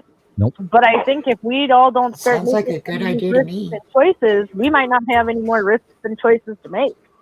Well, I did it 2 years ago, and I have no fucking regret. I did the thing I should have done, and I'll do it again if I have to. Yeah. No, Without, and I don't blame you for that. Yeah, You know, a lot of people I've spoken to who have done big moves or big things, you know, in that way, have felt really good about it afterwards. yeah, my You fear know, that even if it turns out bad. well, yeah, but that's the thing. It's the unknown, and people are afraid of the unknown. But I can tell you, it's very rewarding when you challenge the unknown and then things work out, because things happen that you'll never even foresee. Well, yeah, because you know what? At least the unknown's better than the predictable, same old bullshit, right? Yeah, right. You know what you're getting with the same old bullshit. Right. At least with the unknown, you have the chance to have something different. Could be the same, but at least you have the chance to have something different. Right. Called the definition of insanity, guys. Yeah. Right? You got to try new shit, or else, you're just running around in circles, insane. You know how many people? And failure is just an experience to learn from. Yeah, exactly. It's not a bad thing. It's a way to improve. It's how you learn what not to do. Yeah. Well, I did my. It is Oroville, by the way, Bonnie. You're right. That's where it was, Oroville. Oroville Dam? No, Oroville, Washington. Oh, right. The town. It's like only 10. I went out there to bug out, and my wife and I at the time looked at property, and we were going to live on a fucking mountaintop. I'm not kidding you. About 8,000 feet with our camper mobile home, and they wanted to know what we were doing, and I told them none of their fucking business, and that didn't fly very well. So, plus they wanted to charge me for it, so that was the deal breaker. Yep. Great. Yeah, we're gonna get a well and the whole 9 yards, and just camp out and start there. And I mean, there was fishing ponds and lakes, and just beautiful up there. And they wanted to know that I've watched chemtrails, and you know who I should try to get on here? He seems like a real nice guy. Is G. Edward Griffin. Yeah, we should reach out. Yeah, because I think he'd be more than happy to come on here. But he did his research on what in the world are they spraying. He's got 2 DVDs or movies on it, and supposedly they're changing the alkalinity of the soil by doing that. So I would like to get him on top of the Federal Reserve and all the shit that's going on now. I mean, I could talk to that guy for 4 freaking hours. Right. Well, yeah, because I mean, it's interesting. You know, a lot of these people who have been in the middle of these industries and kind of figured out the BS and have waded their way through it have a lot to teach people. Right. You know, it's interesting because they had this guy on yesterday. He was testifying in front of the White House. His name was Mr. Bowen. And he's a mask maker at a company. And he's like, look, I've been telling the government for 13 years to stock up on masks and use American-made masks and ramp up our production. And, you know, it was a sad thing. The only thing that Congress could keep grilling him on is that he had 4 open Chinese machines that he wasn't using. He's like, look, I went from making 75,000 masks a month to now making in the next week 4 million per month. Oh my God. I have increased my production until everybody's about to break. I can't open those 4 machines. I'd be willing to give them to the government and the government figure out a way to open them. You know that they said, oh, well, we'll see. They'd rather put this guy through stress and break his will, even though he's been telling them for years, than them actually pick up the pieces and listen to what he has to say. So a lot of these industry insiders have so much to teach these people, but they don't want to hear it. No, because they're the king and queen and royalty. You can't tell them, you know, the emperor isn't wearing any clothes. You can't tell them anything. Right. And it's sad because had somebody listened 13 years ago when he first started bringing this up, it'd be over. I've been down that road with my customers. I kept telling them stuff and they didn't listen to me. And you know what? About half of them are out of business because I was trying to work with them and telling them what was going on. And of course, me talking to them is like, well, you don't know what you're talking about. You're just a heating and air conditioning guy. I'm like, yeah, okay. Okay, we'll see. And yeah, a lot of them ain't around anymore. They're having really, really, really hard problems struggling right now. But nobody wants to listen. That's why it's so hard to become self-sufficient. Okay. And they don't get it. They're not seeing the forest through the trees. I'm not talking about paying for your fucking cell phone or your insurance or being self-sufficient, although that's very respectable and admirable. That's great, whether you're male or female, but I'm looking past that, and nobody can see past that. They only see what's in front of them. What happened? Y'all disappear? I'm here. Charlotte ain't. Yes, I am. Oh, there you are. There she It's is. really quiet. You're being really We're loud. listening. Yeah, I usually had stuff in the door too with buffaloes, so I muted myself real quick. I got it. You know how that works. They Oh, yeah. all come in. Yeah. Yeah, but I want to get Joel Skousen on, which I got him on once. I don't know why I can't get him on twice, but the interviews you're talking about with him and Alex Jones are the ones I listened to, and I bought the book because of that. So that's how old this book is. Yeah, it's been around for many years, Yeah. and I'm sure it could be updated and revised, and talking about new things. And right now, it's kind of an important time to talk about it. Right.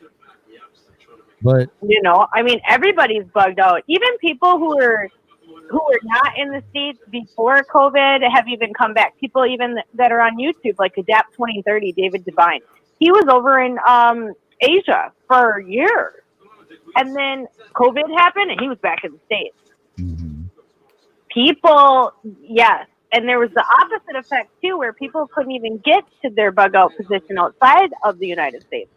Yes. So I'm sure a lot of people there's a lot of shuffling happening right now. Mm-hmm. And people don't realize where people are ending up. But a lot of people are moving right now and moving quickly and just picking everything up and going. Yeah, but to where?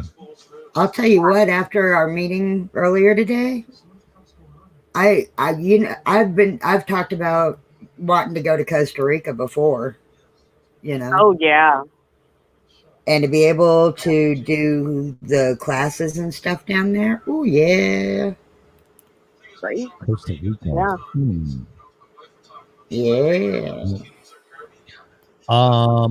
Well, what do you guys want to share? Is it top secret information about this meeting, or is it? Oh no. I don't think it's super top secret. I just think we're just kind of in the baby steps of the beginning of a good partnership. Oh, and you know how I had brought up the Native Seed Keepers Alliance? Yeah. And how I had reached out to them.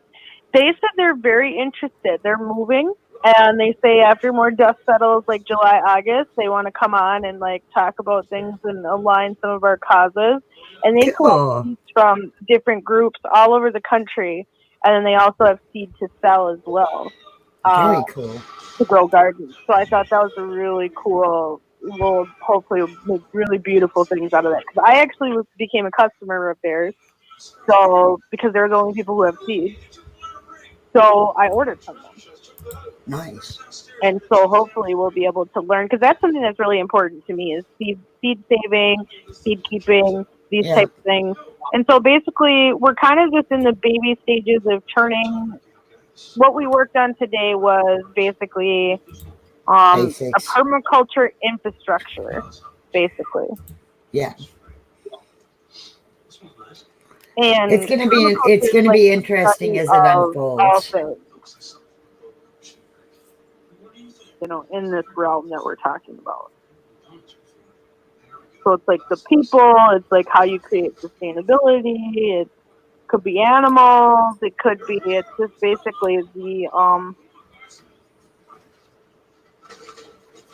meshing of it's like a design system basically. But you utilize, what's around you. You keep the earth natural to its, natural state and ability. It's not about building giant grottos and pools. It's about utilizing natural ponds and things of that nature. So it's more going back to symbiotic, regenerative kind of agriculture, kind of community resilient. All the stuff that we permaculture is talk kind of about cool thing. quite often. Mm-hmm. Yeah, and basically, like, to break it down, like, slow, like, how they broke it down to us, it's like there's three, like, ethical pillars of permaculture, right? You've got people care, right? You got your fair share, and you've got earth care. And, like, just for the basic ethics, that's what permaculture is. Yeah. And so it's really about creating a diverse community, diverse methods of creating newness in everybody the has land their and purpose. people and environment. Yeah. Like how we want people to build gardens or become self-sufficient. That's permaculture. Yeah. Huh. It's a piece Yeah, of there's it. an actual name for it. Yeah, there's a piece of it. I didn't know that. Yeah. We need to have them on, like, some. They're coming on for Preparedness Week. I know. Well, are they willing to do multiple shows? Maybe we could talk to them about that because I know they're coming on that Thursday. Yeah. But you guys aren't on that night, but I am. But At you could midnight. always come on. At midnight. It's a No, big- that's an early show. Oh, is it? No, that's early. It's the same time as and what we're doing right now. Oh, cool. I was just telling Tim that I threw out to a friend of mine who is a solar expert about coming on the show. I actually reached out to him recently because I've got the solar system on Well, my I'd love RV. to pick his brain about the Grand Solar Minimum because I'd want to know if he believes in it or not. And if not, then he's not an expert. But if so, then we could be new best friends. Mike is an interesting character. I don't know where he stands on that. All I know Yeah, is 'cause I mean, that he it's knows, just like, like, it's common everything. knowledge, but is he bold enough to stand out and speak out about it? Like, he might know that it's happening and there's not anything he can do, but like, is he the Yeah. academic type that will actually speak out about it? You know, or I honestly, or I don't. Yeah, I have no idea. That's why I want to know. That's why I want to know. These are the things I want to know. I just know that he knows his shit when it comes to solar. Yeah, So- and like Tabitha Scove or Tamara Scove, she was interesting. She was one that like started off in the industry and then started speaking out. She's a solar physicist, and she started speaking out about, you know, the Grand Solar Minimum and the changes coming and, you know, all that good fun stuff. So yeah, that'd be interesting because he would be a good person to have on just because, you know, the Grand Solar Minimum is happening. And we can't stop that. There's nothing we can do about it. I mean, I wish there was something we could do, but what are you going to do? Like nuke the sun or something? Like this is Yeah, there are things in this universe that are just flat out beyond our control, folks. Yeah, so I mean, you know, it's great that, you know, we'd like to think we could do something about it, but there's nothing really we could do. That's pretty arrogant for us to think we could. Of course, we also there's a lot of people that think we're the only ones People are that like, what can exist. we do? Like, no, we can't. We can pee in the pool. Hold up. We do have Ridiculous. control over that. Yeah, we sure do. Well, I'm going to be a little serious here. Not that we're not being serious, but if I can say anything, especially with this episode and this show, I'm going to beg of you people to look into being self-sufficient. And don't listen to people that'll tell you that you're crazy. I mean, I've been labeled crazy, everything else. And this goes way back to 2000, 2012. Probably further than that. Well, no, I woke up in 2008 for me. I'm giving you shit, Tim. Yeah. Oh, I see what you're saying. No, actually not. Actually, I haven't been crazy until I woke up. Which, what does that tell you? See, I've been crazy all my life. Maybe I've just always been woke, which I mean, most people say I have. I am that kind of. But I'm a weirdo. I truly believe, and it goes into our preparedness thing that you guys are doing. Restorable foods and a bug out plan, and I literally have my shit ready to go and throw it in the truck and get the hell out of here. So I got my bug out ready to go. Where I'm going to go, I don't know. But if I got to get out of here, I can do it within a couple hours. Yep. But if you don't look into this stuff and how you're going to survive and be self-sufficient, and they even said, and Joel Skousen says this, you either move somewhere into a safe zone, but good luck finding a good paying job, or you stay in society, but then you have a dugout plan, and then that's where you go when the shit hits the fan. Yep. That's kind of where I'm at, and I'm getting my RV all fixed up, getting the solar actually working. I've got to get batteries for it, and I want to be ready to pull out of that driveway at the drop of a hat. I even have both the RVs facing forward so that all we have to do is drive straight out. Perfect. Yeah, but I plan that far ahead. I can't stress even now, because if they this is either the end game now with this COVID-19 shit, or it's a test. I think it's a test. Because if it wasn't a test, there'd be a lot more fatalities and be a lot worse than it is. But the next time this happens, that's it. It's game over. So what's happening now, the lockdown won't be voluntary. It'll be mandated, and you're going to be stuck, and they're going to come up and round you up with the garbage. And if you're in a place that you can't be self-sustainable, you're fucked. Yeah. True. At least to some degree, it's self-sustainable. I mean, right.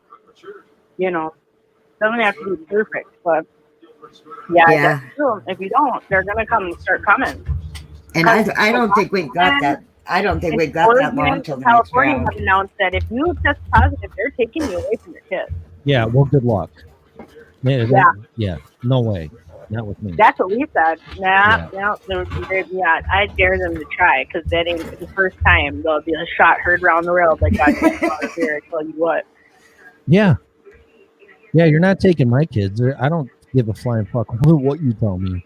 Nope. You're not. You're not doing it. I mean, see, I don't have that to worry about anymore, or even my grandkids, because I'm out of that by their choice, and I'm not participating in the circus. But if I was, you can bet your ass you're gonna have to kill me to get to my family.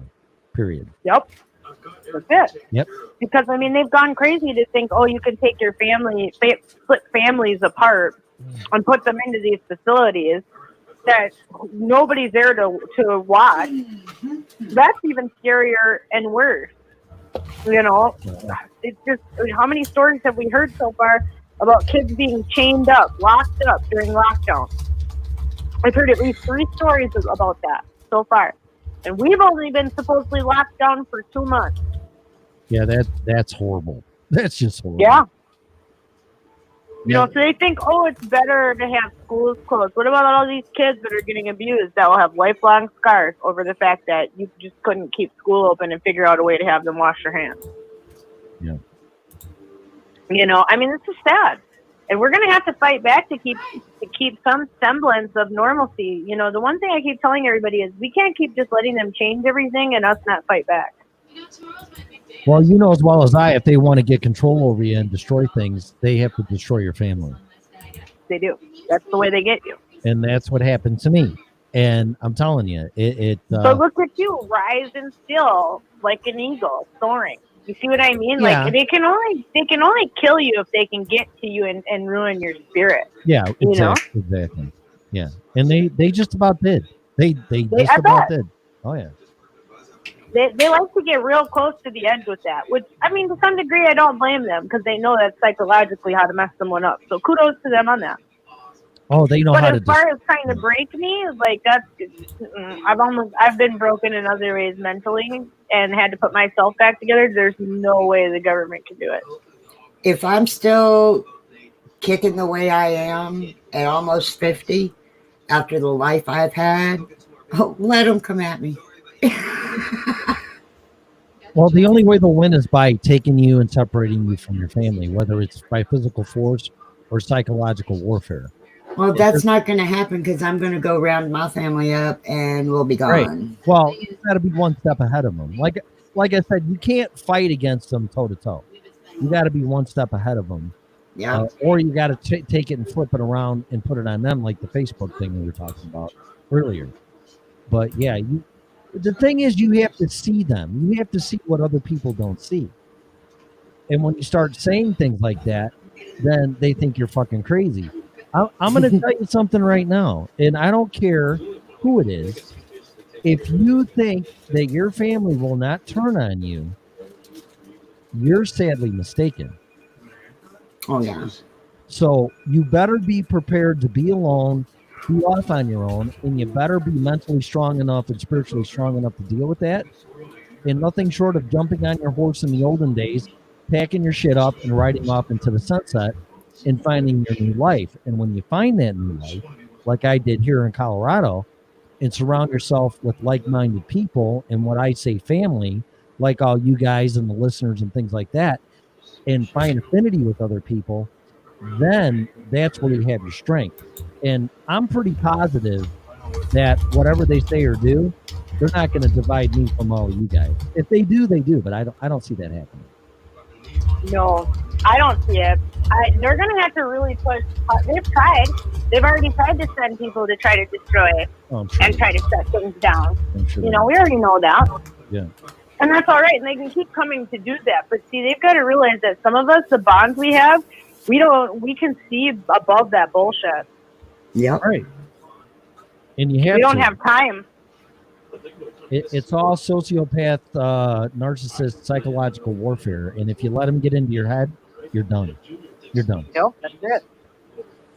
And I get it. And I get why they do it. Because you know what? It silences good people. Yeah. And it really does frighten you. It Keep them does. alive. It does. And I raised a family and busted my ass. And everything that I worked for besides my son, to show for it, it's all gone. And a lot of people can't handle it. People can't handle that. No. Some people would just crumble and be like a Yep. shell of their former self. You know what I mean? Yeah, so it galvanized me and it made me wake up even more and realize that what was going on, or I thought was going on, is actually happening. Right. I mean, Yep. And that, that's a freeing feeling too, because too many times people feel gaslighted out of situations where they're like, is this how it really is? Yep. Yeah, the fuck it was. Yeah. And that gives people confidence. Sometimes you got to stand even when you stand alone, right? Well, if you're strong enough, but I mean, could you imagine being ripped away from your husband and your kids and your family? And I mean, my relationship, even with my parents, is not what it used to be, because they're still associating with my daughter and my son-in-law, and there's things going on that I see now that I didn't see when it was happening to my immediate family, but I see it now. And even my therapist, I mean, it bothered me so bad because it's my fucking parents. So I finally went to see a therapist here, and he's like, Tim, you're doing the right thing. Don't be part of the circus. Yep. And I'm like, well, yeah, but that's easier said than done. I mean, like I said, could you leave tomorrow, get ripped away from your kids turn on you, your husband turns on you, and you just have to leave. The only way that you can, and it's not running away, it's accepting it. And that's even harder. It's like, okay, fuck all of you. And not out of vengeance or anger, but it's like, okay, I get it. Fuck all of you. I'm moving on. And in order to do that, which you may have to do, the people that have done this, and I've met them and talked to them through the show, actually. It's like, yeah, I don't talk to my dad anymore. I don't talk to my mom. I don't talk to this. I don't talk to that, because that barrier or boundary was thrown up. And it's like, you know what? You're the problem. You're the crazy one. You just need to get out of here. And that should never happen with marriage vows and family bond and family blood and blah, blah, blah, blah, blah. But it does happen. And you won't accept it, or you won't believe it until, God forbid, it happens to you.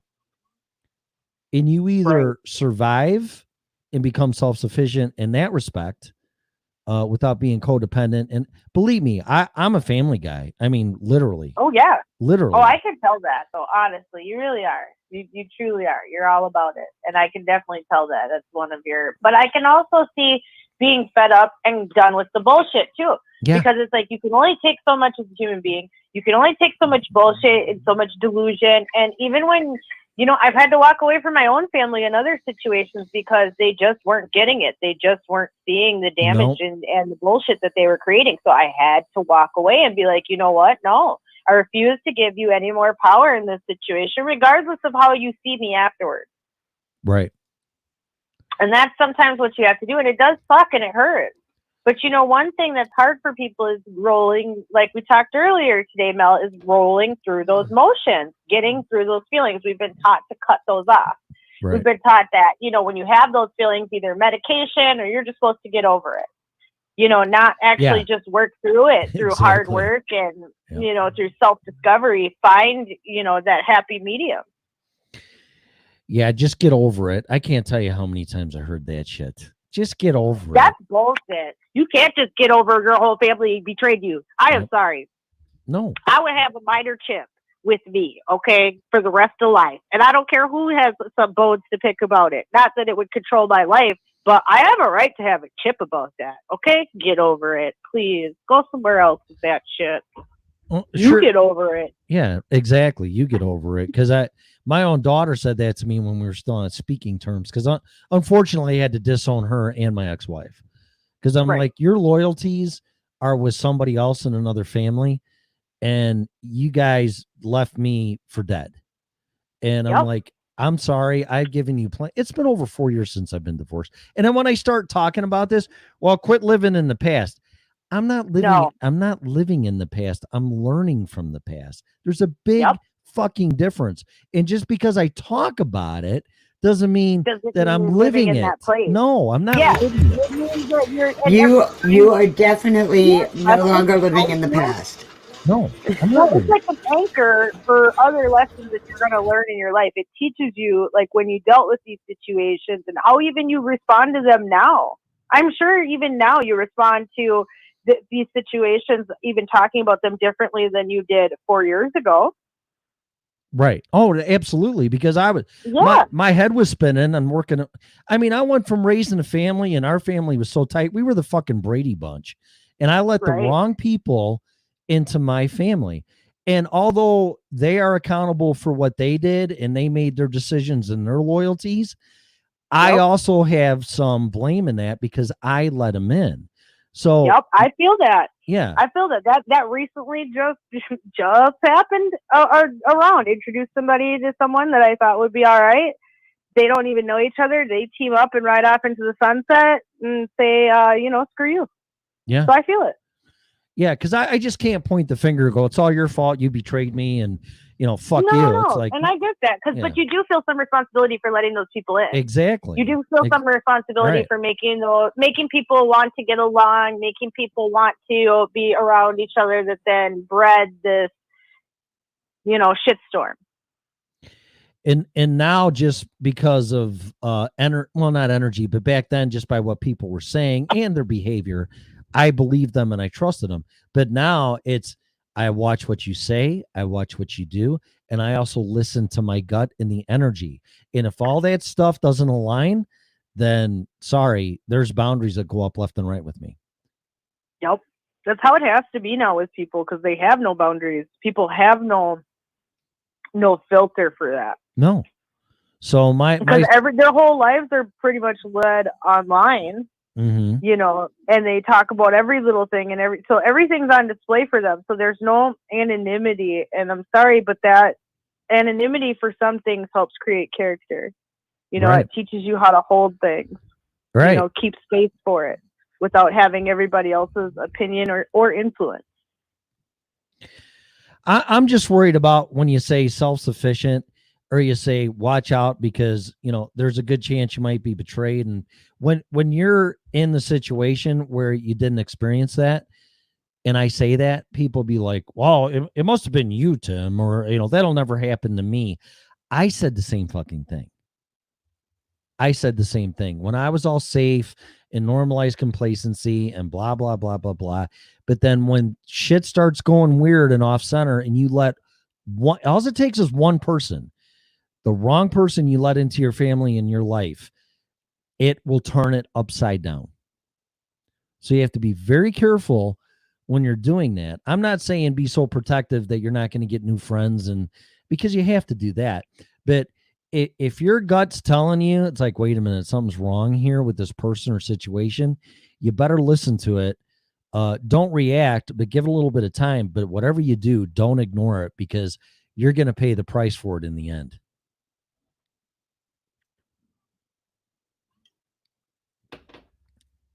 What's this? Well said. Boundaries are. There's a book out there. There's so many books, but a friend recommended it to me to read the book Boundaries. What a phenomenal book! What a phenomenal book! And I have boundaries. I think that's things that people don't have anymore. Like I said, because everything's on display, there are no boundaries anymore. Well, I have them, and if it depends on the situation and the person, but if I'm reading them like they're a real POS, and they cross one of those boundaries, I'm done. But if it was a boundary that was crossed innocently, I will say, okay, listen, you just crossed the boundary. I'm telling you right now, it's okay, but you do it again, I'm out of here. So you'll get one chance with me. That's it.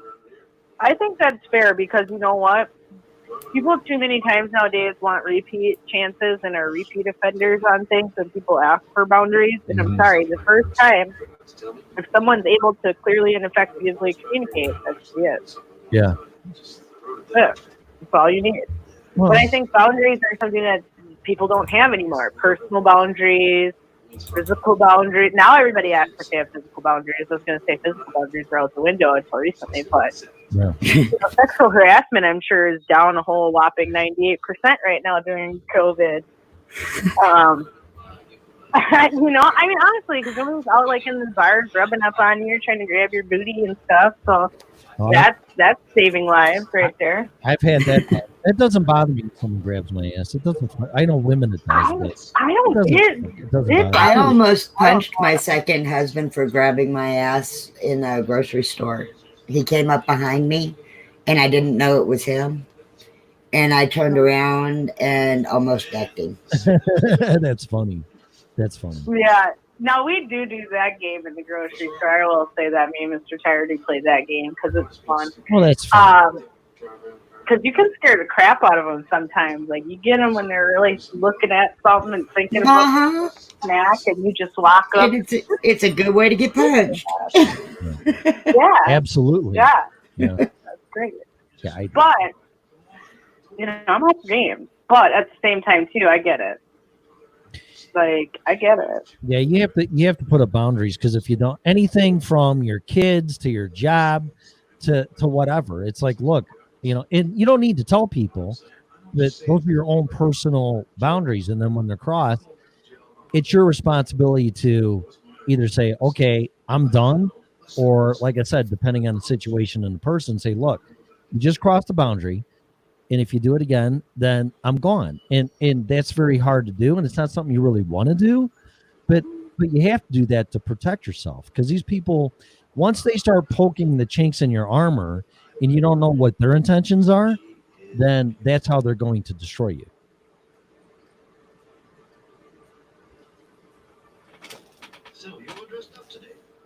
They come for the jugular. That's true. Yeah, but you don't know they're doing it. You don't know they're doing it. That's what the scary part is. I mean, you let them in. See, for me, if I let somebody into my inner circle and my family, then that's all I need. But that's not true, and I learned that the very hard way. So, like, just because you let them in and you trust them in their family, doesn't mean they're family. Most definitely not. No, and I. What am I, 56 now? All this shit started 8 to 10 years ago. And I let a person and a family, another family, into my family that I just accepted them because my daughter got married to this guy. And what are you going to say to your daughter? You know, it's like, you know, I love him. I want to marry him. I'm like, you know, okay, what are you going to say? No. And you let that happen. And you can't say no, because that just makes it worse. Right. Well, then you're throwing a dividing line right off the bat. But, you know, in retrospect, but see, I didn't see that back then. But in retrospect, if my daughter came up to me now and said, I want to marry this guy, I'm going to say, you know what? I said this to my son, actually. He goes, I'm going to marry, you know, he's divorced now, but from this girl, but he goes, I want to marry her. And I said, okay. I said, but I'm going to say this to you, and I'm going to go, you know, you're marrying your mother. And he thought about it, and he said, yeah, Dad, you're right. I am. I get what you're saying. I didn't say, no, if you marry her, then, you know, I don't support this and blah, blah, blah, blah, because I'm ruining his happiness. And when I went to his wedding, he was the happiest guy on the planet. And how could I take that away from somebody? But I knew in the long run that it was not going to last, and it didn't. But before, I wouldn't say anything. I'd go, yeah, that's great. Marry her. They're welcome in the family. And even though you know it's not going to work out, and that's a mistake I made with my daughter, I just knew it was wrong. But I didn't have the experience or the knowledge to phrase it in a way that I don't agree with it without saying no. So I've learned that too. But you got to be very careful, because you will be destroyed. You will not be destroyed from the outside. You will be destroyed from the inside. And like I said, if I say you're my friend, or you're my son-in-law, or you're my father-in-law, or you're whoever, that's enough for me. But today, and maybe it's been like this forever, I've just been lucky enough not to experience it by being around from not being exposed to dysfunctional people. But when you're exposed to dysfunctional people, you don't recognize it. I do now. I could spot it a mile away. But back then I did. And it's like, you want to marry my daughter? You're my son-in-law. You're more than welcome. Your family's more than welcome. And I let these people in. And it was one of the biggest mistakes I ever made in my life. And I will not do it again. I think what's hard for people, though, is to actually stand up and be like, no, I don't. You know, it's hard for people to say, no, you don't want to tolerate people in your own family. You know, that's hard for people to conceptualize. But if they're not in the right place, and they're not, you know, supportive of actions, or their actions aren't supporting what they say they're about, it's time to cut loose, and you just got to be okay with that. But it's hard for people nowadays. They act like everything must go perfect. All families must be perfect. But yep, you got to speak up for yourself beforehand too. And I think that that's one thing that it's taken me time to also learn is, if you just, now when I see something, I'm like, nope, red flags right away. Like, you know, this is happening, right? Yeah. You know, like, take it or leave it. This is how I feel. Walk away or not. But I can't deal with that anymore. I won't deal with that with people, because I've spent too much time letting dysfunctional people destroy things around me. Mm-hmm. And then for what purpose? Well, I'm the only one who ends up getting hurt by the action. I was just going to say it's self-sacrifice. We don't even know what's happening. Yeah, I found that place a long time ago now, that I don't allow people to do that to me anymore. Good for you. But it sucks to even have to trust people now, you know? Well, it's part of why I'm agoraphobic. Very hard to do. It's very hard to do. For me, even. I mean, but like I said, because of this show and this network and me starting my life over and moving 1,000 miles away. And when I came out here 2 years ago, I was a mess. And I just prayed, went to church, read books, learned to live alone. And I mean alone, without even a fucking fish, and learn on my own. Because you have to remember, people that are right now in a family environment with kids and a wife and family and everything's wonderful, that was my life. And I had to leave that because I didn't have a choice, because I wasn't going to be. One of the best books is Outwitting the Devil, and it's called A Hypnotic Rhythm. And what you're going to find is this: you think you need those people for security and safety and feeling loved and all that kind of shit, although it's dysfunctional as fuck. But the reality of it is those people need you, but they won't tell you that. And when you finally break free of that and you finally get on the outside, you really see how miserable you were and how unhappy you were and how these people were just sucking off of you like a parasite so they could justify their existence by sucking off of you.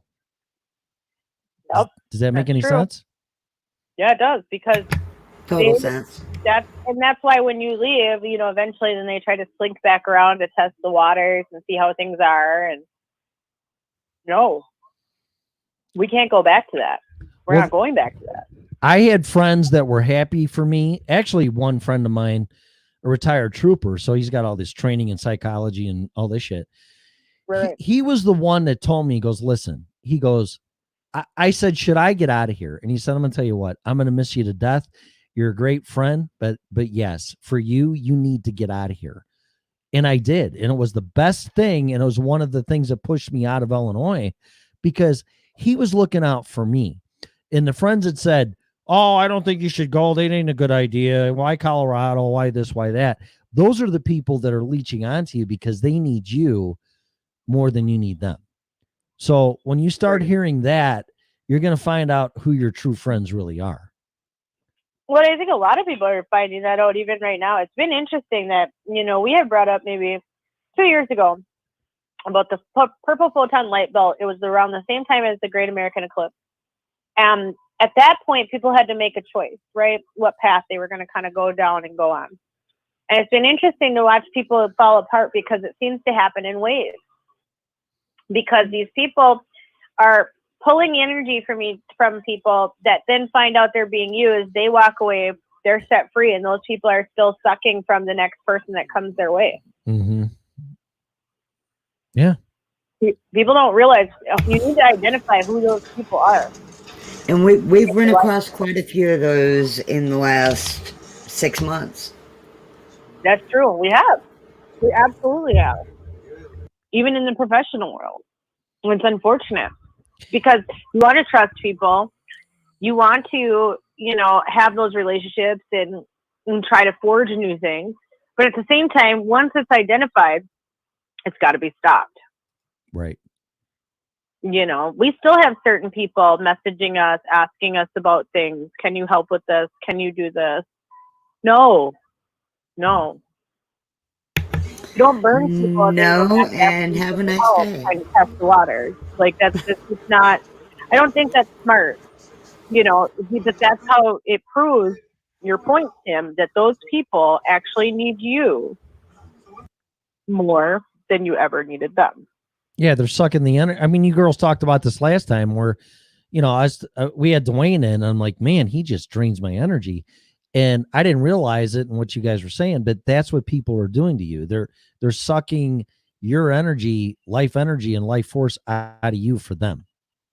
Correct. Yes, for their own benefit. Yep. Yes. Yep. And they really don't care about you. No. They care that they see your light. You know how the little children song, this little light of mine, I'm going to let it shine. Well, they're coming to steal that light. Right. Oh, absolutely. Especially if yours is bright. They're coming, they're like a moth to the flame. They can't stay away from it. So the stronger your light, which is the more interconnected you are, the more connected to source, the more centered you are, the more of a target becomes on your back. Right. Because it's like ships, you know, going through the harbor and you're the lighthouse. Yep. And so if you're lit up really bright, they're coming to get you. Right. Because they see you from my light. They're like, oh, snap, look at this guy. I can suck that good old energy. And it's really strong with this one, you know. Right. They see that. And they use it as a vulnerability. Yeah, Bonnie. So that's the one thing that dark people like to do, you know, dark energy, dark people. souls. Yes. Yeah, they like to pull that energy and trick you. They make you believe, oh, we're on the same page. We're cut from the same cloth. That we are not. Yeah, they're like vampires. That's exactly what they are. Mm-hmm. And they do things under the guise of darkness. Yeah, Bonnie says that it's always interesting how people get angry at you when you close the door after they have abused you. You realize they took you. They realize it's like, I'm just supposed to let you keep abusing me. Right. Or when you even bring it up. Right. Right. And you confront them with it. Right. Yeah. Oh, well, you were just supposed to, you know. No. Absolutely not. We just dealt with that recently in the past week. And it was just like, no, you can't blame me for what you did. And that's kind of how the network was born. Yeah. That's true. Yeah. Yeah. See, and that's what I mean. We had to put down boundaries. We had to say, look, hey, we tolerate a lot of stuff. Yep. But this we will not tolerate. And I think it just comes down to people putting down boundaries. Had the boundaries been put down that we asked for, that we said we were flexible on terms, we weren't like, our way or no way. We were very flexible on terms. We said, hey, these are the boundaries we're going to need to move forward. They said, nope, we can't give you those boundaries. I don't put boundaries in place. I don't deal with those type of things. We had to walk away. Yep. It's not fair for us to have to deal with an environment where boundaries refuse to be placed on people who are outrageous. Well, I have a story to share about this and what Bonnie is saying, because it drove me out of Illinois. It was the final straw that drove me out of Illinois. Oh, right. I moved 6 times from my divorce being finalized till the time I left Illinois. 6 times in 2 years. Wow. Yeah, that's a lot of moving. Well, yeah. And my credit was destroyed. I couldn't rent a place. I mean, I had a 750 credit rating, which 850 is perfect, but a perfect credit rating isn't really the best to have. If you have a good payment history in 750, I never had a problem getting a loan for anything. Nothing. Ever. Right. Ever. Right. And I had to keep my credit rating intact or in good standing because I was a business owner. Because anytime I went for business for credit for the business, they would poke into my personal credit. Yeah. Yep. For guarantee. So anyway, I moved 6 times. I went around. I did this. I did that. And I finally ended up in a place where a girl that I was nuts about when we were kids, 16, 17 years old. Okay. She was married, divorced, and then she dated a married man for 14 years. Ooh. That guy just ghosted her one night and destroyed that poor woman. Okay. Oh, I bet. But I moved in and she goes, you can live with me and we'll see how things go. I plan on moving to Phoenix in a couple years anyway. And by then you should be good. So it was a platonic relationship. Well, it didn't end up that way. And her and I got close. I broke up with the girl that I was dating because I'm not a piece of shit. I'm not going to date 2 women. It's just it's not me. And I was always nuts about her anyway. And then one day she said to me and just looked at me and says, I'm going to marry you on 8/8/18. When I jumped ahead a little bit, one night for the first night we had sex. Okay. This is really personal, but I'm just going to share this to you. All right. Sure.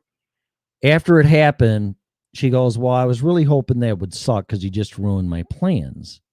And her plans were to move to Phoenix to a guy that she was kind of dating and move down there with him and live happily ever after. But she told me I ruined that because, we got intimate and I don't know if it was a test. I don't know how you women think or fucking whatever. I mean, maybe a guy thinks like that too. It's like, well, I'm going to fuck this broad. And if it's great, I'm going to stay with her. I don't know. I don't know how you think, but I could see a guy doing that.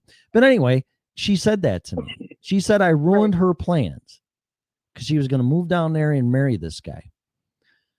And then shortly thereafter, she says that to me. Her mom died.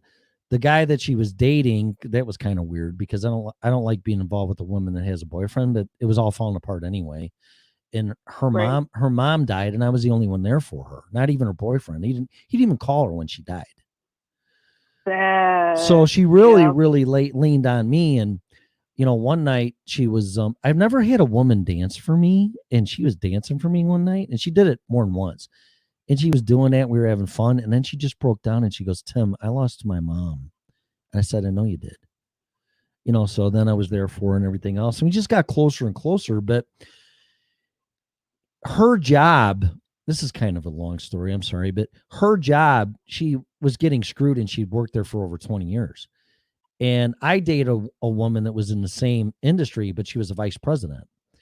And I called her and I said, hey, I think blankety blank's getting screwed here because she's not making good money and I know she's getting fucked. So she looked into it, my friend that was a vice president, and she goes, yeah, she is. She goes, tell her I can get her a job tomorrow for at least $10,000 more a year. So then I told her that, and she looked into it and she looked for another job and she got hired. And she went in and gave her resignation, and they go, "Why are you resigning? You've been here forever." She goes, "Well, because I can get more money for $10,000 and just things aren't good here." So anyway, she made the mistake of staying there, and she got the raise. And unbeknownst to me, she was still talking to this guy in Phoenix. And I come home one day from work, and there's a dozen roses on the porch from this guy. So she grabs them and she opens them up like, "Oh my God, they're my favorite flowers." And I'm sitting here watching her do this, and she's cutting them up and putting them in the vase. And I'm just like, what the fuck? And I said, "Are you going to tell him about us?" And her response per quote was, "Fuck no." Wow. So she had me by the balls because I didn't have another place to live. She knew that. In reality, I really found out, and this is where this goes, where people are sucking your energy and your resources because they need you. So they'll go to any lengths to do that. As far as even a marriage statement, I didn't ask her. She said it to me. Okay. The marriage thing. So I said to her, I go, "I will give you 3 months to tell this guy about us," which I shouldn't even have done in retrospect. I should have just left.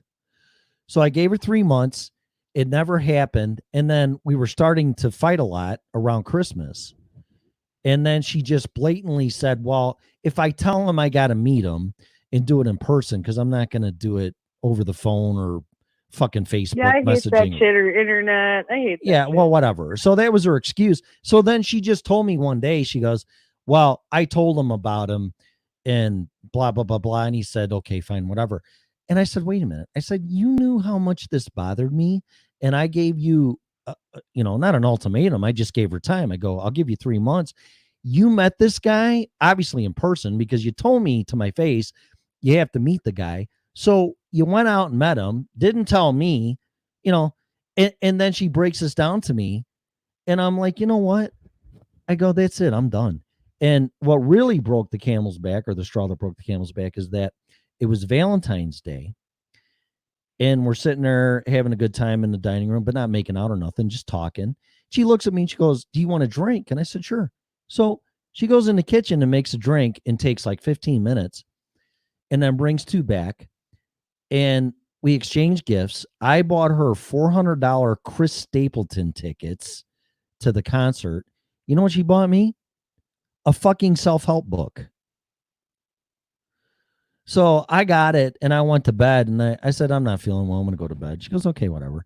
The very next day I get on Facebook on her page, and she posted, when she made the drink, she posted a picture of 1 drink, not 2. Oh. So the very next day, February 15th, I moved out. And then I tried making it work more in Illinois. I moved into Burlington, one bedroom apartment, got a different job. That didn't work out. And then I said, that's it. And I packed my shit. And I don't know what she told people, what I did or I didn't do. But yeah, she hates me and her close friends hate me.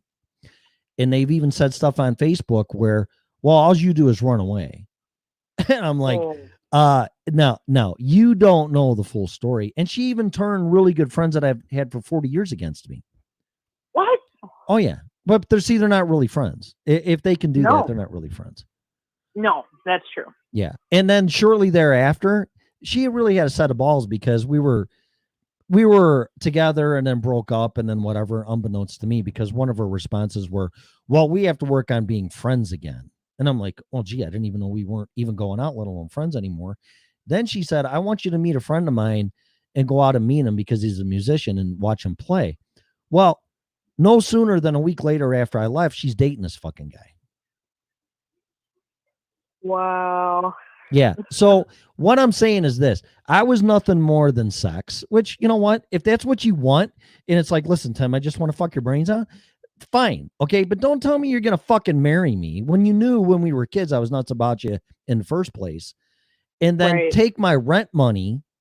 So I was being used for making her self-sufficient by paying her rent, not to mention my son lived there too. So he was paying her and leading me on and sucking me in and trying to keep me there. But she was using me for her benefit. And I didn't realize it because I don't know how women are, but because I said this to my friends, I go, but she said she was going to marry me. And they all said, you got to get past that. And I'm like, wait a minute. I go, isn't that the ultimate bond and commitment to somebody when you say you're going to marry them? Yeah, you would Not think when it's a it is. lie. Like, people nowadays are willing to just say it though. Like, seriously, that's real. Like, no, I'm with you. Like, if you say it, you mean it. Why are you saying these things? Yeah. Like, that's bullshit. No, Yeah. I'm with you. But other people act like, oh, you can just say it and it's fine. Like, it's candid camera or something. Like, I just don't feel that way. I feel words have meanings, and why would you say that unless you felt that way? Oh, maybe. And you see what I mean? And that was just more of the fuckery, I guess, to suck you in, right? That's Because exactly what it is. Yeah. she knows you're a family guy. She knows that you're, you know what I Oh, mean? yeah. Like, She she knew played those me. things about you. So that's Yep. the way to keep you around, right? Because that's the prize for you. Like, you want that family. That's what you want. Right. So, yeah, of course. Yeah, she You know, played. she holds that over your head and then, you know, uses it to her advantage. And that's Oh what yeah. happens. Yeah, but what I'm saying is that I could have hung around with that and I could have dealt with it. Yeah. But that was very, very dysfunctional. And I'm not going to be around dysfunctional people. And when she pulled that shit and what she did, and then the whole Valentine's Day thing, I'm like, that's it. I'm out of here. Because what you're saying to me and how you're treating me and behaving me are totally two different things. And if I would have stayed with her, it would have been, okay, Tim, I'm selling the house, which she told me she was going to do. In 2 years, I'm going to sell the house. I'm going to move to Phoenix, marry this guy, and blah, blah, blah, blah, because her dad lived down there. So, I mean, it's like, okay, I get it. But I thought that changed by what she was saying and fucking my brains out and telling me she was going to marry me and draw me in closer, when in fact she was just doing that to make me stay around longer so she could have her objective goal. And that's what I'm warning you people about, because that's what's going to happen to you. And the second I saw those flowers on that porch in that day, and when I said, are you going to tell them about us? And the answer was fuck no, I should have moved the very next day. Yep. That's the moral of the story. That's the truth. That's right. Well, looking back on it, that was the moment you should have known that when it really comes down to it, Right. she don't care. And she broke my heart. And I haven't dated anybody until then. I mean, I've gone out with women. I went out with one. Well, I don't know. I hung out with her. We weren't dating, but one night she called me drunker than fuck. And it's 2 a.m. It's like, oh, come get me. And I got her and brought her over here, and you know, we fucking had sex. Right. And then after that, I think she felt weird or guilty about it, and really nothing happened after that. And then I got the Illuminati chick that fucked me for 10 days, and she's gone. But I really haven't had a quote unquote serious relationship with a woman since I moved here. Right. Yeah. So, it's all right. But I think it takes time to learn all these things, though. Like, even a year ago or two, would you have felt the same way about learning all these lessons as you do now? You know, I think it takes time to process through all of how people treat you, and those lessons can go further than just even personal, intimate relationships. Yeah. You know? And then I tell people, and I know it's a mute point, because this woman I lived with, when she's inside, she's like a bipolar manic depressive. When she's inside in her own home, totally different woman. When she's outside and around people, she's the sweetest, kindest person on the planet. So when I say, well, this is what she did, they're like, you're full of shit. She would never do that. And they don't believe me. Not even my closest friends of 40 years of, oh, she wouldn't do that. Well, I'm telling you, she did. You know, right. and whether you want to believe me or not, or whatever she's telling you, she's full of shit. But people won't, because they think she's Mother Teresa. So that was another thing. It's like, you know what? This is another battle I can't win. I'm out of here. I'm getting the fuck out. Sometimes when people really show you who they are and you can't prove that to other people, you just got to let it go and hope eventually that people will see her for the fraud that she is. If they don't, oh well, but you can't get caught up in, you know, trying to expose that person or whatever. Like some people get on that that front, and it's a bad idea because it's just not good. I think it's just better. Like, if you can't win, it's just time to walk away. No, because all that does is inflict pain, and I'm not one to inflict pain to people. And it was just a battle that finally just said, you know what? I give up. I'm out of here. I'm not, people ain't going to listen. They're not going to believe it. You know, sort of like what we're doing here. People ain't going to believe it until they go through it and experience it and go, you know what? You were right. And I was wrong, but I didn't know it and see it until I went through it.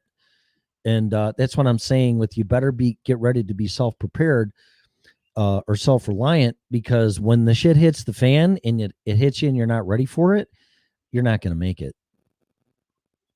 Right. Yeah, you're not. No. And I've been telling a lot of people that, like, you got to make your preparations now because we already see what's happening. And if it gets any worse, how does it hold together? We're lucky we haven't seen super increases of violence or people like roving gangs just roaming the streets like the Purge. Mm-hmm. We're really lucky we haven't seen anything like that yet. Yeah. Don't even get me into sociopaths, Mean Gene. I can spot one of my. I can meet a person 3 times and I can tell you if they're a sociopath or not. I got a whole lesson in that by letting a wrong member in my family, and it destroyed me. It fucking destroyed me. So yeah, you got to be careful with those people. They just horrible people. Well, and that's the thing we talk about too. Like when we say, especially too, when we say like vibe with your tribe and meet people that are like-minded and always that, you always have to have some reserve. People will show you who they really are through their actions. And even then, you always have to have your plan B. You always have to know that in the end, when it really comes down to it, all you have is you, yourself, and I. And that's not in a lone wolf sense. That's just in I have to be protective of my own life for safety. Mm-hmm. Right. Yeah, here. I think it's important. Yeah, Mean Gene says those actually are pretty rare. Sociopaths are pretty rare, but yeah.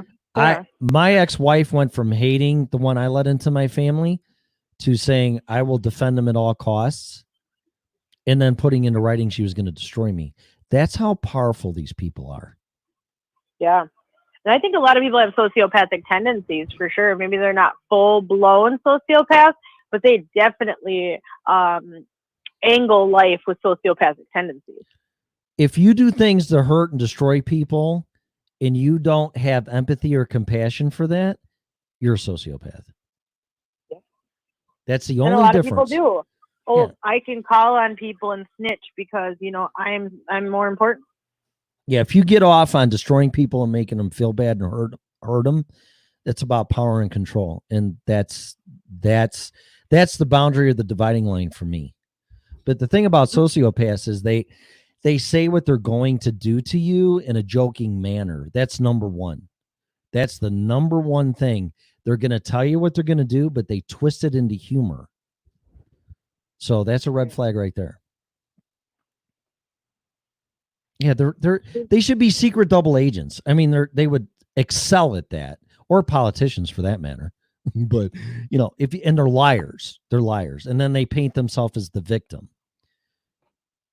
It's horrible. It's absolutely fucking horrible. And I didn't even know what they were until I went into therapy. And I'm like, what is a sociopath? And like, whoa, horrible. Yeah, that's a whole rabbit hole of its own because, you know, even gaslighting. Yeah. You know, people don't realize these gaslighting people are everywhere now, and people are basically taught to gaslight. Yeah. Yeah, they're chameleons. But what they do is when they finally target you and you figure out what's going on, you're going insane because the people that are closest to you, they use them and they get into their head to make them think or come to the realization, which is not reality, that you're the bad person.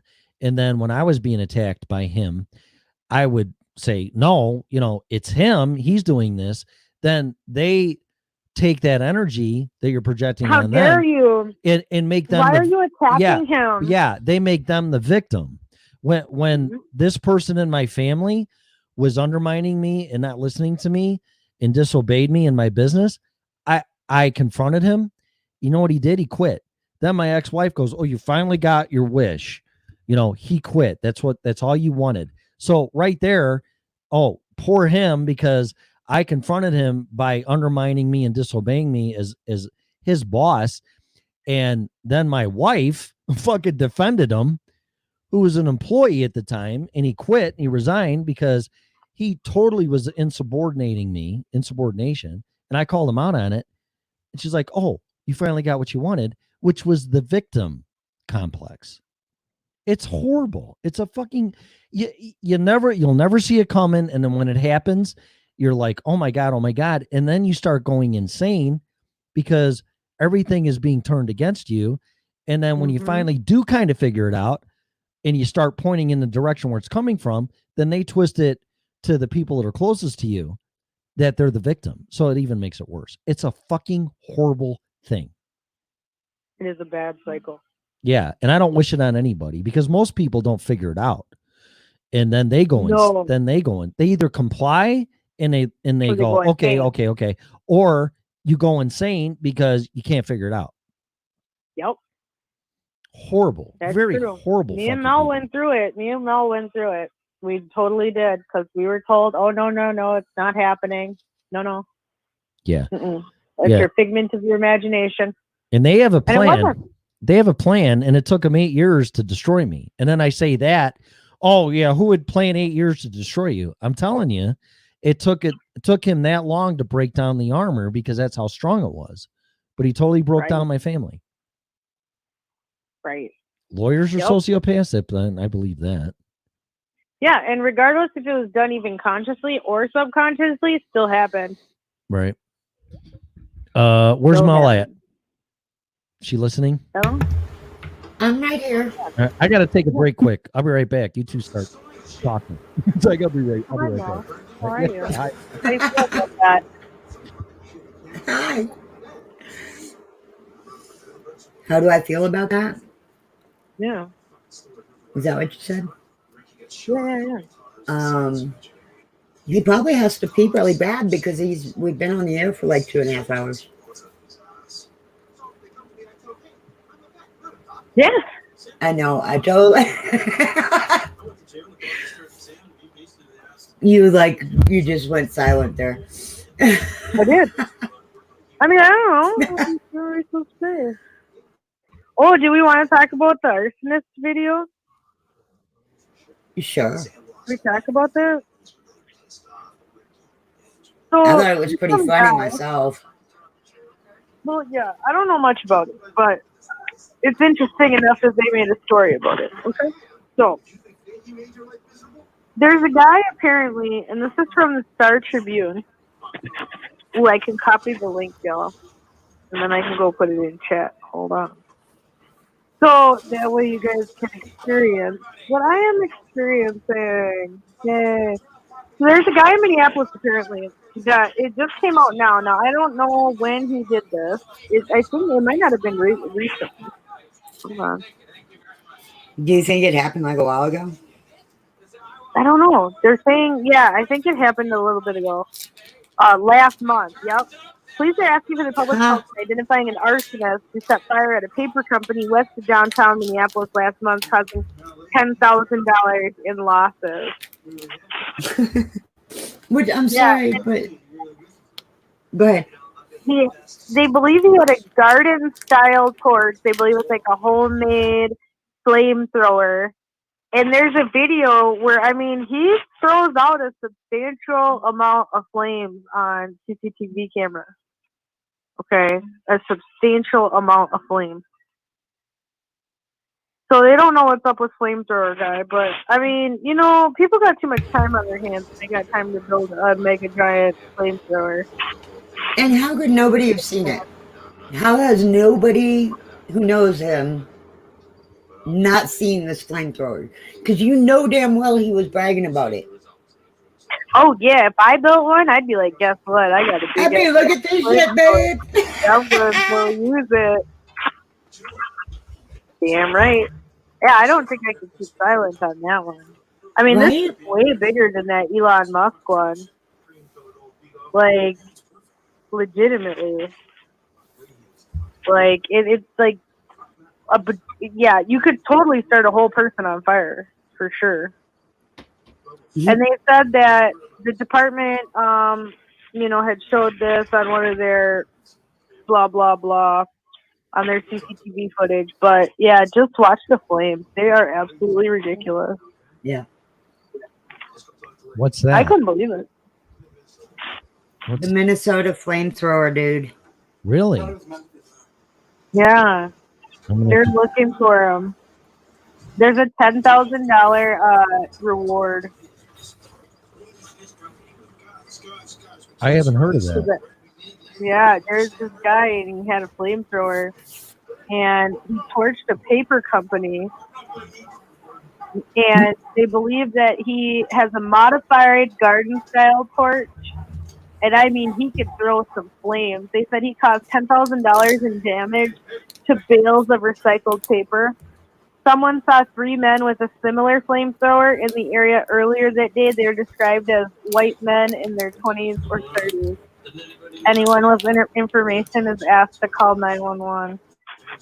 So is it who's he lighting on fire? Is it like vigilante stuff or It was a paper plant. It was like recycled paper outside. paper? Yeah. Yeah. Recycled paper, set it all on fire. Okay. But I mean, that flame was big as shit. Yeah, people, Oh, what? people start losing Where's their shit. TLO at? I want to know how TLO feels about this. Yeah, I don't Metro know. Transit to require riders to wear face masks starting Monday. That's ridiculous. So, I hate to do this to you guys. What? I just posted a picture of a box of masks that literally says does not protect against COVID-19 or any other contaminant or disease. Why even wear them? I saw that. Yeah, I saw that. What's up, Mo? You gotta go?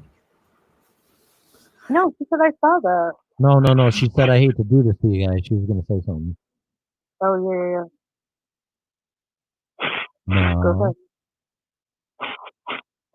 Where'd you go, Mom? Where'd she go? Okay. I don't know. Huh. She ghosted us. Maybe she had to take a phone call or something. Maybe. I don't know. Could be. Okay. Or maybe what happened. But yeah, so guys blew up stuff and now they're making people wear masks on the bus. So I think it's ridiculous. It Like is I said, ridiculous. Fucking stupid. these ear loop masks protect against nothing, so I don't understand the focus of making people. If they actually did something, different story, but they don't do anything. I look at it this way: if we were supposed to have a mask or filter in our face, God would have given us one. Yep. Because Yep. there's been plenty of viruses and the Black Plague and all this kind of crap. So if that's what it was meant to be, it would have been part of our immune system or our anatomy of our body. But what do I know? Well, yeah, no, because we're crazy. Mother Jones came out with a damn article saying that anti-vaxxers are coming out with a theory called natural immunity, and it puts us all at risk. So, I mean, they know what's up. Our bodies are made to some degree. Nobody's going to live from everything, you know. Yep. That's half the problem. Yep. I know. Yep. Oh, snap. It's starting to get juicy in the Carol Baskin case, y'all. Handwriting expert says signature of Carol Baskin's late husband was traced on documents. Whoa. Dun, dun, dun. That's what she gets. Wow. Yeah, they said they're going to be looking. Even the local sheriff down there said they were reopening the case. Uh-oh. Mm-hmm. Yep. See how that plays out. Yep. So that's why I'm just waiting for exactly. I'm waiting for to see how that plays out. I'm not gonna say nothing. I'm just watching. Yeah, exactly. The Just, American yeah. shit show. You're probably not going to be that far off from your deductions, I'm sure. Right. I mean, I just don't know. It's interesting. I find it interesting. I don't know. Yep. They supposedly passed that $3 trillion coronavirus bill.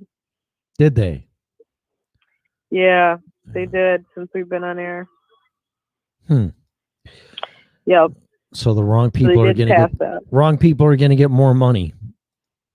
Yep. 208 to 199 vote.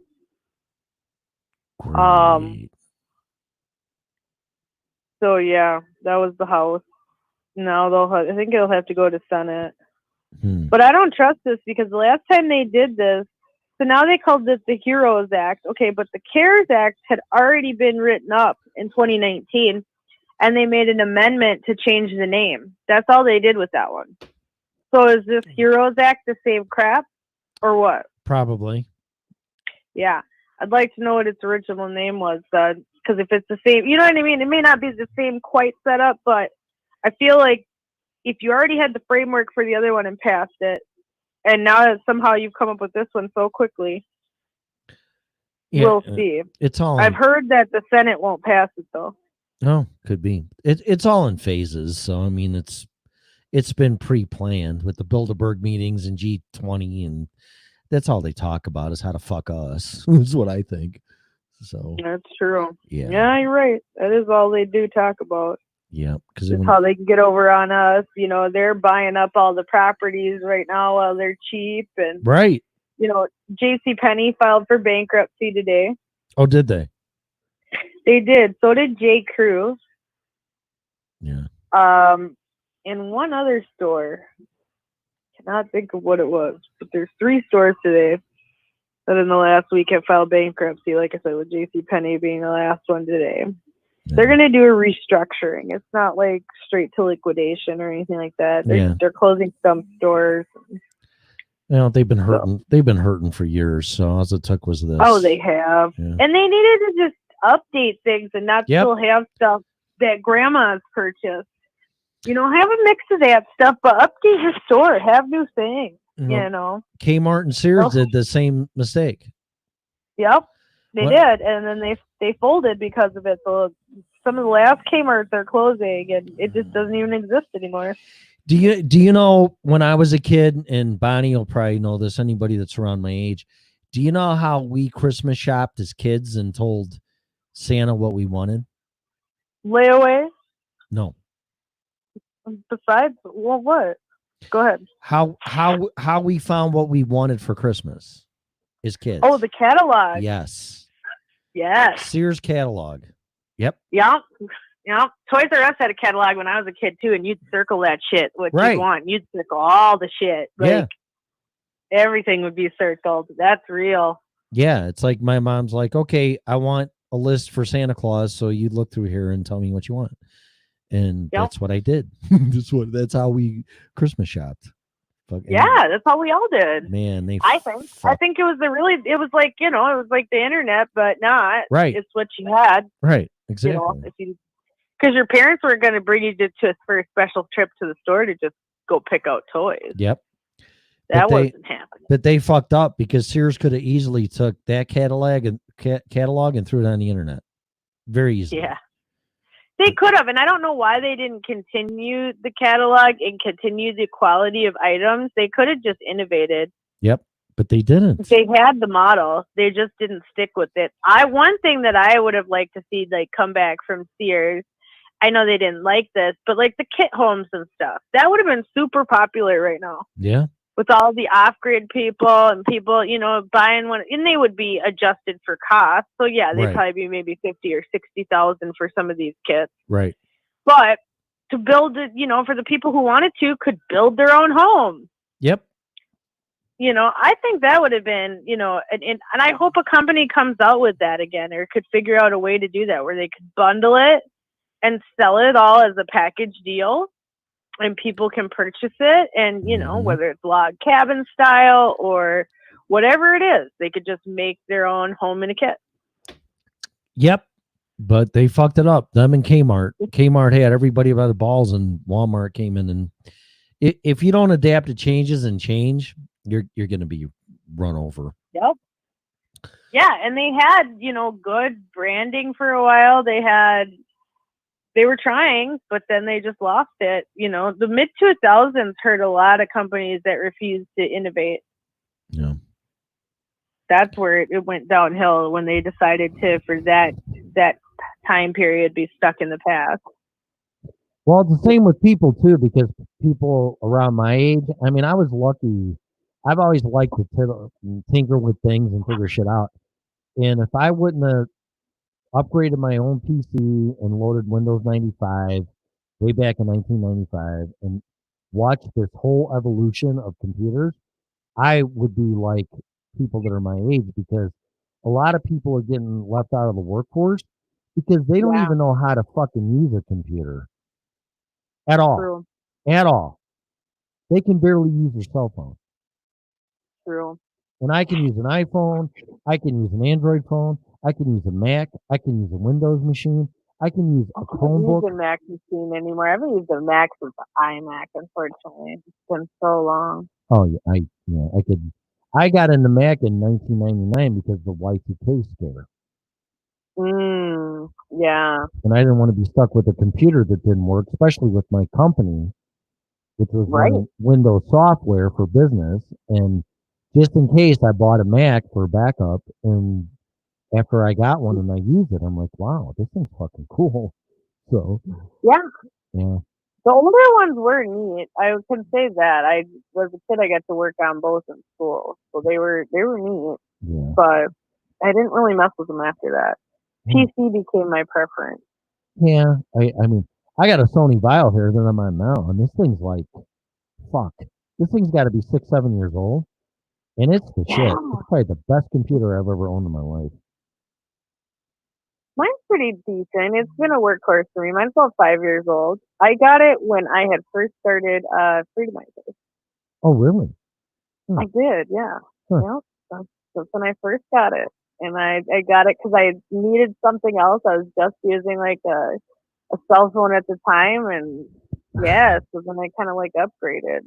I probably need a new one eventually, but for now, it's my little workhorse and does what I need it to do. And works. Same here. When the graphics card goes out or something, it's an all-in-one. So if the graphic, but it's got Blu-ray on it. I mean, this thing was for in its day, it was the shit. I mean, it's got a great graphics card, Blu-ray player, whole 9 yards. But when this thing craps out, yeah, I'm gonna have to buy a new one. But yeah, because my computer doesn't even have a disk drive on it. Well, then it's probably newer than mine because they stopped getting they started getting rid of the optical drives with not having CDs anymore, even DVD players. Yeah, I know, and I hate that whole digital movie thing. It's I like do you too. lose the passcode and you're screwed with all Right. these digital movies. I did that with my iTunes account. I had probably 2,000 songs that I forgot the password and I couldn't get it, and I lost like $2,000 in songs. Yeah. Yeah, not Yeah, happy. it's sick. Not happy. No, it's cool. You know, that's the only part I don't like about all that is they even make digital like Xboxes now that are all digital. Yep. Don't even have a disc slot, and Yep. you can just download games. Well, yeah, And that's I for, don't that's for, like that. That's for piracy. They don't want you to. Yeah, but they already kind of do that now because they make you with like the new Xboxes when you put in a disc, it writes it to your machine. So I can't even bring my disc and go play it at a friend's house. Nope, they don't let you do Like- that, right? Yeah, where you could back in the day take a game and bring it to anybody's house to go play. Like, oh, I got that game. Let's go over and play. Now they want you to bring your machines together so they can like, you know, read and figure out you're all there together. When they came out with Xbox One, it came out with a camera and a biometric scanner. And if you were playing or if you were watching a movie off Xbox and you had like 4 or 5 or 10 people in there, they were going to try to charge you per person to watch that movie. Yes, that was in there extra. Yep. Yes, Yep. I remember that. Yep. And did you know that actual like AI and Connect and all that, I guess, does not work with like Black people? Why? They don't get tracked in the scanner. I guess it has to do with like camera lenses and the way that Black skin or people who aren't white appear on camera. Really? I watched the whole video on it on Facebook. If I can find it again, I'll tag you in it because it was fascinating. I would love. And I was like, huh? Because like they showed her like a lady who had like one of those cameras that like move with you, and like you know like a webcam, and she was in front of it, and then like her Black coworker guy came in front of it and just stopped tracking. What? Yes. I've never Yeah, heard. I've never. Because I guess like Kodak 100 film when it first came out was like made only. It was like one of the first films that actually had like the depth ability to develop like brown skinned people. I've never heard that in my life. That is crazy. Yeah, because I guess there was something called like a Shirley card, which you would use in TV production to like pick colors of like actors and things. And in the beginning, it was all just white people. And so they didn't have film that would pick up those tones appropriately. No shit. Wow. Yeah, it was fascinating. I was like, oh shit, that was really cool. Like, But yeah, I learned a whole bunch about like film and how like black people don't show up, so like the AI and like all that. But speaking of AI, I heard that they now have an AI. They only need your eyeballs and your eyebrows to tell who you are. Really? That's probably why they wanted everybody to put on masks so they could get that last part of the AI done. I saw that because that's all it exposed is your eyes and your eyebrows. I saw that. Yep. Yeah. Yeah. That makes sense. Yeah. I bet that's what it was about, because why else? Right. You know, and they said that was like the one thing that was gonna like save us, is like, oh, you can't be seen with the AI. But there's a company in Japan that's making pixelated shirts that have pixelated designs, and I guess the pixelation fucks up the AI so it can't like focus. Huh. So I'll be getting my wardrobe in all pixelated format. Yeah, right. Pants, socks, hats, gloves. I'm gonna find me some more black friends. Although there ain't a lot of them to find out here. Right. No, there's no fucking black people or Mexicans or brown skinned people. They're like, I saw a black family in Target when I moved here, like after 6 months, and I wanted to go give them a hug. I'm like, oh my God, there's black people here. I'm like, where the fuck are they? Because I'm still coming from Illinois. That was like, where's all the black people? Well, Like, Illinois is pretty much, without Chicago, it's pretty much a country. It's not hick. I mean, down south, it's connected to Kentucky. But there's a little bit more mixture, so Oh, they're no, at no, least no. peppered throughout Yeah, the community. no, it's multicultural and diversified. I mean, from Chicago and about 60 miles out, unless you go north, and then all the assholes in Chicago Bear rich people live up there. But if you go south or west, yeah, it's multi-diverse. It's people don't see in color. I raise my kids that not to see in color, and my daughter was mistaken to be Latina or Puerto Rican, and she's attracted to black guys, and she would get the fucking shit beat out of her because you know how black women are with their men.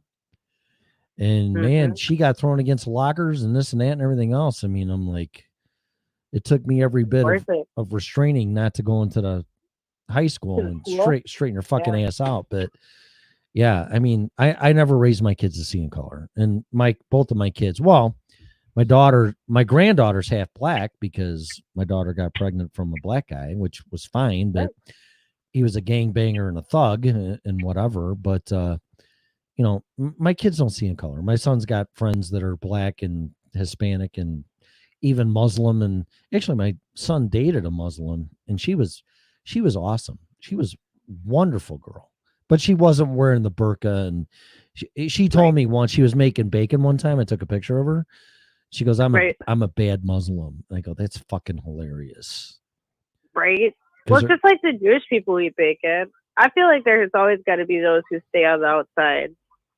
I don't know if I could deal with like my religion telling me I couldn't do something. Like, No. I mean, like to eat something. No. Yeah, I don't think I could go with that. Religion, you know, there's a difference between spirituality and religion. But if I'm going to drop my kids off at church and then, you know, you're going to be in the back fucking their brains out and sodomizing them and telling me I'm going to go to hell if I don't do what you tell me to do, you can go fuck yourself. You know, there's a point. Huh?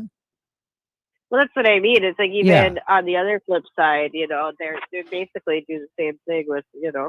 Yeah, you're not going to scare me or intimidate me when you're doing bad, sinful things in the background, but telling me I got to do this and I got to do that to get into the kingdom of heaven. You can go fuck yourself. That ain't flying with me. Right. It wouldn't fly with me either because I just can't. It's not good. I have my relationship with God and Jesus Christ, and it's a personal spiritual connection, not doing what you're telling me to do. And if I don't go through you to go there, I don't want nothing to do with it. That's a problem with religion.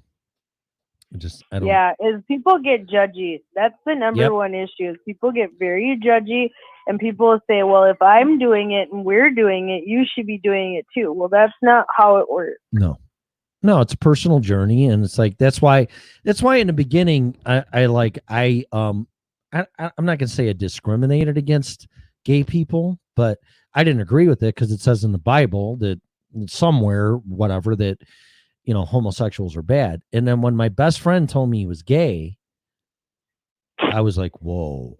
And then I go, well, what if one of my kids told me they were gay? Would I disown my kids? Of course not. So it kind of totally, just because these people are saying that you better do it this way and live this lifestyle, or you're going to go to hell. It's like, no, you know what? No, that I'm not going for that. So I learned a big lesson from that one. Well, yeah, exactly. That's what I think it's about, with all these different things is if they have to do it to make themselves more comfortable, I'm all for it. If they're doing it to find some sort of acceptance in a world where they feel like they don't fit in, yep, that's where I kind of have more of the issue. If it's more of just a personal release, like, hey, buddy, I need to get this off my back, more power to you. Right. Well, that's how I see it. Make no mistake, I was told to my face the whole war between the Illuminati is the Illuminati and the Catholic Church in the Vatican. Right. And that's about it makes sense. Far as I'm going to go with that one. But yeah, I mean, the Vatican is very dark and evil from what I was They told. aren't. Yeah. That they are. They do a lot of evil things, and they've known it. Yeah, but it's the Pope. And God forbid you talk about the Pope in a negative light, because you're just a fucking jagoff or an asshole. The Pope would never do that. Okay, maybe he didn't do it, but the people under him sure the fuck are. Yeah, and they let it go along. Yeah, interestingly enough, I just saw an article. Told U.S. believers see message of change from God and virus. So 2/3 of American believers feel that God is telling humanity to change how it lives. A new poll finds. Yeah, it's interesting. You know what I mean? Because we've got them, like we just said, we've got Catholic Church out here saying, "Oh, it's fine, social stuff, all that stuff." When you've got 2/3 of the people say who were at least in this poll, it doesn't say how many people, but let's just say it was 10,000 or something people polled. You've got people standing out saying, "Hey, where's that message?" Right. They totally ignore the actual congregation in support of only grandstanding their message. Yeah, and it's a business, so it's like I think they're one of the richest. I don't want to call them a business, but definitely probably the They're richest. their own country. Yeah, right. Yeah, the Vatican has their own army. Fucking like, really? Why would you have your own army when all you're doing is? They're a sovereign country. Even. Yes, I know, and a lot of people don't know that. So you really should do your homework, and you can pick your own religion and be a Catholic. I don't really give a fuck what you are, but you better really do your homework and who you're associated with. Absolutely. Because they ain't gonna tell you that. They ain't gonna tell you that. They ain't gonna tell you that. Nope. And you're gonna find out the hard way. But yeah, I don't really have a religion. If anything, I'd be a Christian / Buddhism. I would think that would be me. I consider myself a Gnostic, so I take from all. Really, you're an agnostic? Mm-hmm. Huh. Interesting. Yeah. Yeah. To each his own. Gotta do what you gotta do to make things make sense, So I take from all religions. I take all messages, all learning. The Lord would probably be obviously the one I find close to, Christianity, but there is clarity in all religions. Oh, absolutely. Do you believe in the devil? Yeah. Okay. Absolutely. All right. Good. Okay. I mean, not good, but evil's real as shit. You have to believe in evil. That's how it's been able to thrive this goddamn long, is because you've had people like the Catholic Church who act like it doesn't even exist. They won't provide exorcisms in the United States. They won't even look into possession. How do we know that a lot of mental health isn't possession? Right. The United States government and the CIA declassified files admits that they can put alters into your goddamn personality, but we can't believe in demonic possession. Mm-hmm. They believe that they can put entities in someone else's mind, and they know they can. They've done it documented, like I said, in the CIA declassified files. Red and I have went through them for many years. Really? Oh yeah, that's me and Red's specialty. We love some good research. We have been lacking a little bit on the really good research, but that's what Red and I did best. We did tons of shows on JFK, just reading from CIA declassified files. We like to get into stuff like that. So, but they admitted that they could put alters, multiple personalities, in your mind and make you appear crazy to everybody else. So why can't we believe in something like demonic possession? So yeah, no, absolutely, I believe in the devil. Did you ever touch on the subject of remote viewing? Yeah, with Ed Daves. Yep. And the kill shot. Yeah, absolutely. Yeah. Yeah, because Ed Daves has been coming back around for COVID-19, making videos. Did you know that? No, I did not. Oh, I'm gonna have to hook you up with those. Oh, so you I can would watch love to see that. Yeah, he brings out like his perspective. And so Ed Dames hasn't been around in a while, but No. I love some Ed Dames from Art Bell.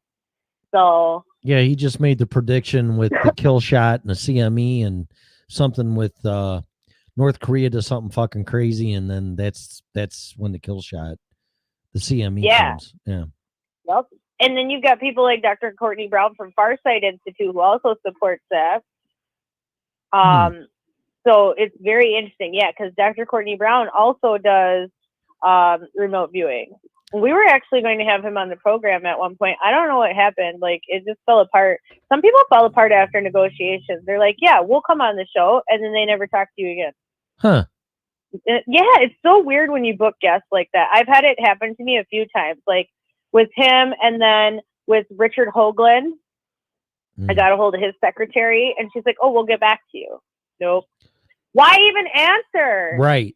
Yeah. I don't know.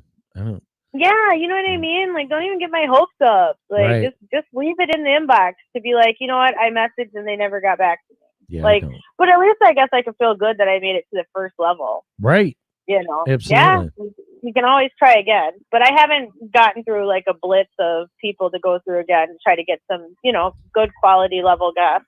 Because I think it's important. Some of these people have some really interesting things to teach people, especially something like remote viewing. Oh, absolutely. You know, Red does a lot of work at times in the Akashic record, which is basically like remote viewing. Right. It just teaches you how to turn it live. Exactly. And so that something like that, you know, if not used for nefarious purposes, it's really just used, you know, after the fact, most often to try to figure out what happened and see it in a more clear perspective. I don't see a problem with it. It's when people use these type of tools for their own nefarious ideals that I think affect the flow. Well, People want to use the remote viewing to their advantage. You're describing fucking Doctor Strange pretty much. That's the whole movie there. Right. Yeah. Yeah, you're right. That is what it's about. But yeah, you don't want to do that. Like, No. you want to keep it out of that realm. But there are ways to be benefited spiritually, I guess, by, you know, imbibing in these practices. Yep. There's a whole source of knowledge up there if you connect to it. Yeah. And I think there's a lot of things that we can connect and it'll be good. Yeah, you just got to be open to it, meditate it, and have good intentions. I don't know how you can get to that with nefarious, negative, dark consequences, but yeah, I don't think you really get to that. And hopefully one of our new hosts is going to try to help people get through that. She does guided like 5D meditations and other things to try to help people level up. Yeah, we're doing big things around here, so we're trying. When I used to meditate, I couldn't tell you the shit that came to me. It was just crazy. And some of it didn't even make any sense. But it does come to you if you're open to it. You just got to get in that state. Yeah, and you know what I used for a long time to induce a meditative state was white noise. Okay. Remember when you used to have like computer speakers for your computer that weren't built in? Yeah. Yeah, you could like make some white noise. Yeah.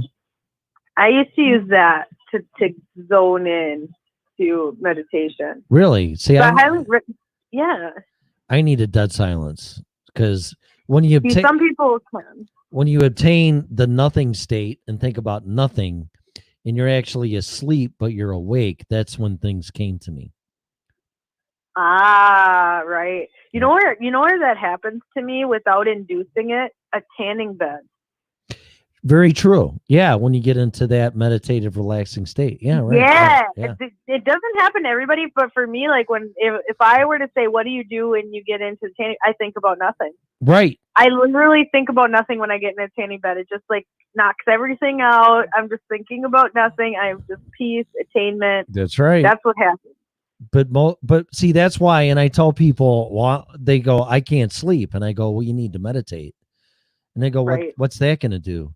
Because you're learning to calm your mind. And meditation to me is nothing more than sleeping while you're awake. So when you go to bed, you can get into the meditative state because your mind is at ease and you don't have a problem falling asleep. And meditation is so easy now with YouTube. All you have to do is put in guided sleep meditation. Yes, with sleep all the meditation. with all the vibrations. Binaural sleep Yep, right. music. Yeah, all the vibrations, right? Yep. I've done that actually. They're good for you. They do help reset. And I highly recommend if people haven't done them recently to look into some binaural beats and or Schumann frequency music. Yeah. Which is 8 hertz, I think. They have many different hertz that can be, Right. and they have all different ones on YouTube too, where they're like, help heal your mind, Yep. Help release trauma, Yep. help, all that. Yep. You have it a lot easier than the people, of years past, where, if you didn't learn these from like a shaman in the mountains of the Himalayas, you didn't know this. Yeah. We have a lot more tools at our disposal that I feel that we're not utilizing that we could be, or we Absolutely. should. Well, Ruth Montgomery books are great for that. People that don't know who she is. I think Bonnie knows who she is. She has written some fascinating books about this stuff. Yeah. Amazing. We'll have to check that out. We should have a reading club. I don't care. It's fine. But yeah, Ruth Montgomery kind of worked me into the metaphysical thing and Atlantis and crystals and meditation and the Akashic records or whatever you call them and all that. Yeah. And she said the only way you can get to that and exposed to all that knowledge is by meditation, because you have to be able to listen to get access to that. Oh, I'm going back through the comments, and I love that Bonnie's aunt built her house that's across the street from her with plans on the back of Look magazine in the 40s. She sent in 25 cents for the plan. Really? I love that. That's like my favorite story about that. That's so cool. You should email me a picture. That's really cool. There it is right there.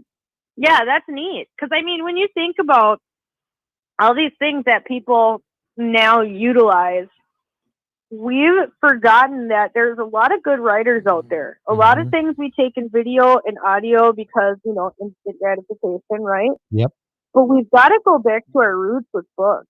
Oh, absolutely. I think that's going to be a key thing. If you don't have physical books in your home right now, I highly recommend you find a way to try to get some. Yep. Marketplace is still going strong, you guys. So is Craigslist and everything else. Yep. I think people need, if you don't have physical books, look for some. I found some of the coolest books just out at like the flea market or other places. Like I had found like some homesteading books and how to fix your house from like the 50s. And just simple things. How to fix the pitch of your roof. How to unclog things. How to fix the furnace. And it just has all these things in one little book. Very cool. I think that that's the knowledge we have to go back to, is having it physical. Red writes out everything she talks about before Journey into Freedom. We have years worth of notebooks of stuff written out from our research. She refused to have it disappear. Yeah. Like, that's where we're going to have to go, because, they could just shut off the internet. And where does that leave all of us? Well, you're fucked. All your books are going to disappear on your Kindle, and then what are you going to do?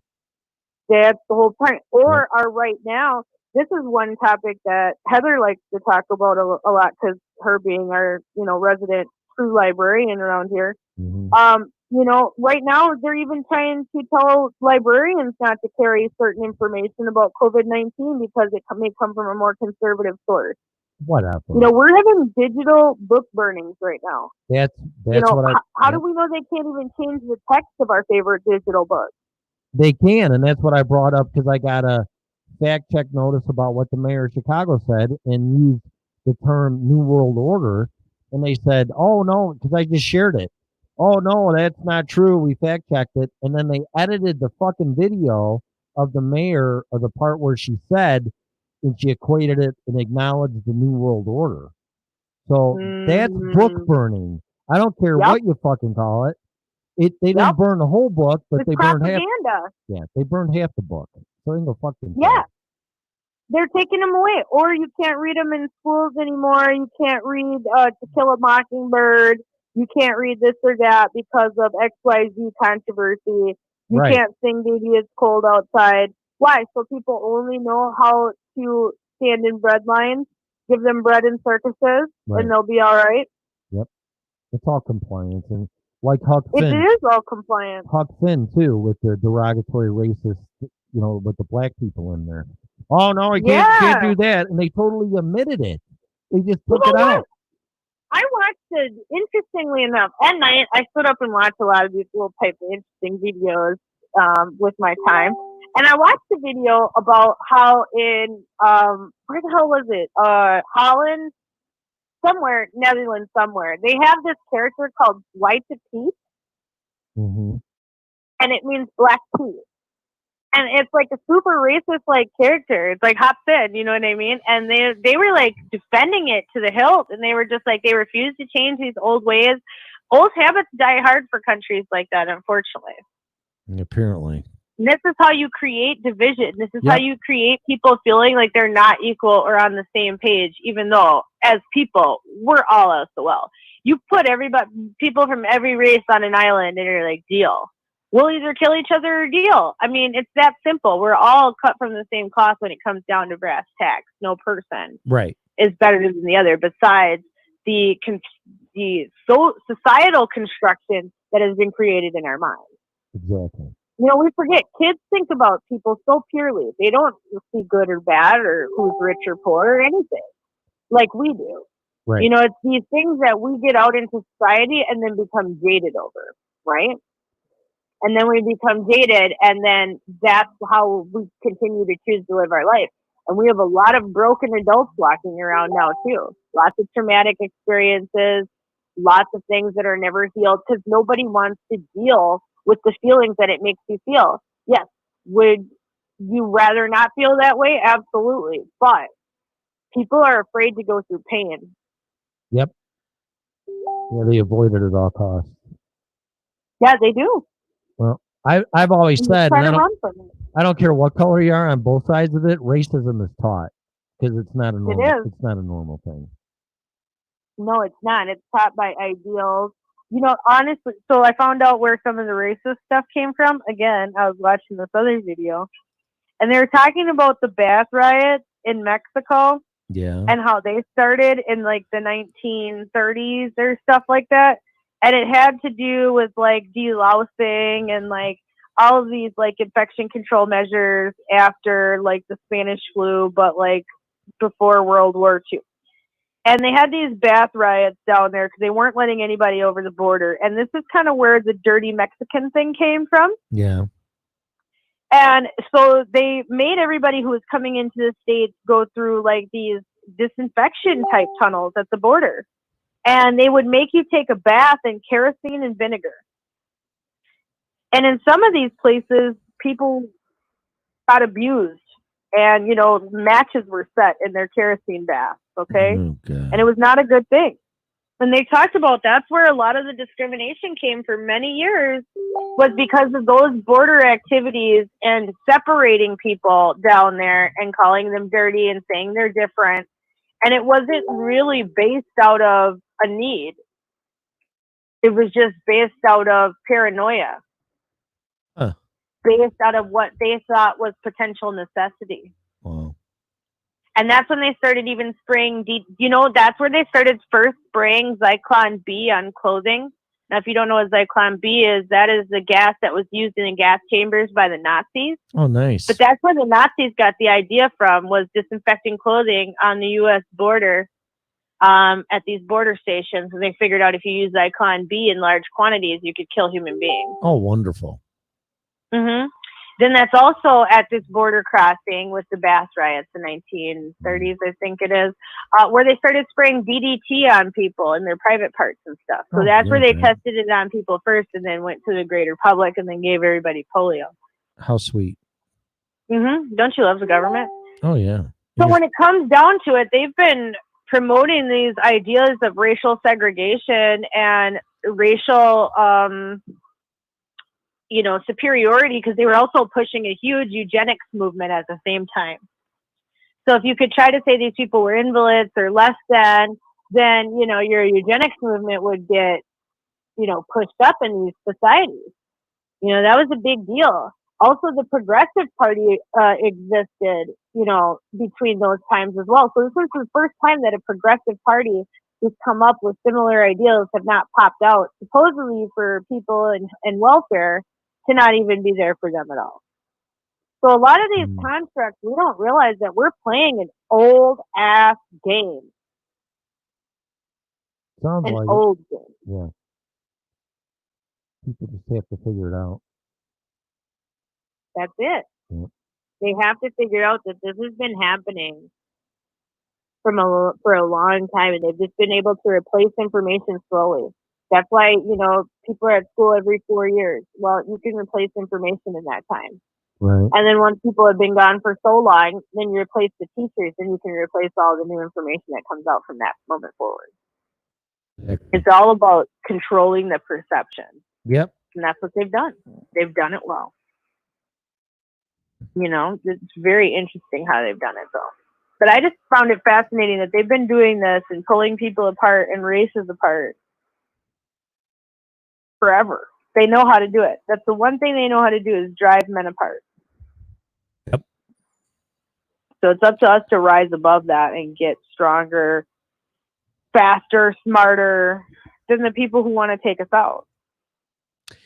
Yeah, you got to be one step ahead of them or 3 steps ahead of them, because going after them face to face or toe to toe, you're not going to win. No, they're going to mow down the front line and try to scare everybody. That's right. Interesting. One of the people on the boat of Washington crossing the Potomac was a woman dressed in men's clothing. Really? That's interesting. Yeah. See? So, you got to have people who are out there willing to stand up. Yep. But they like to skew history. One of the people, I guess, who led the Bath riots is not even remembered in history, and most records have been lost. But the oral legend has existed still. Wow. I didn't know that. So why it's important. Yeah. So yeah, her name was Carmelita Johnson or something like that. That sounds familiar. Huh. Yeah. Yeah, it's the Bath riot. Wow. Very interesting. Yeah, because they didn't want to have to take these kerosene and quarantine themselves, because then they couldn't work. And it was it sounds like the same stuff they're going through. And then I had found an article that they were making a sanitizing tunnel to come into the U.S. And I was like, oh, wow, look how full circle we've come.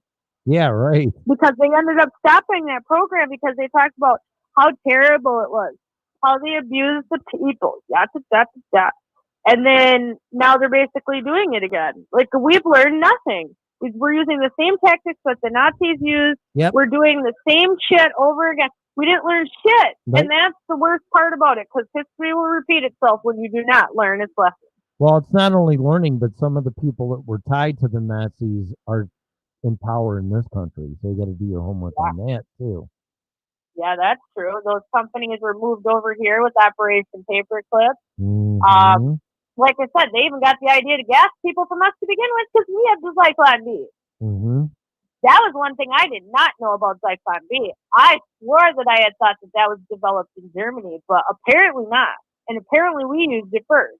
But I'm sure that's a dirty secret that the United States likes to keep hush-hush, because then we'll figure out where the Nazis figured out to use it. Yeah. And yes, we weren't gassing people here with it that we know of, but it was being used to fumigate clothing.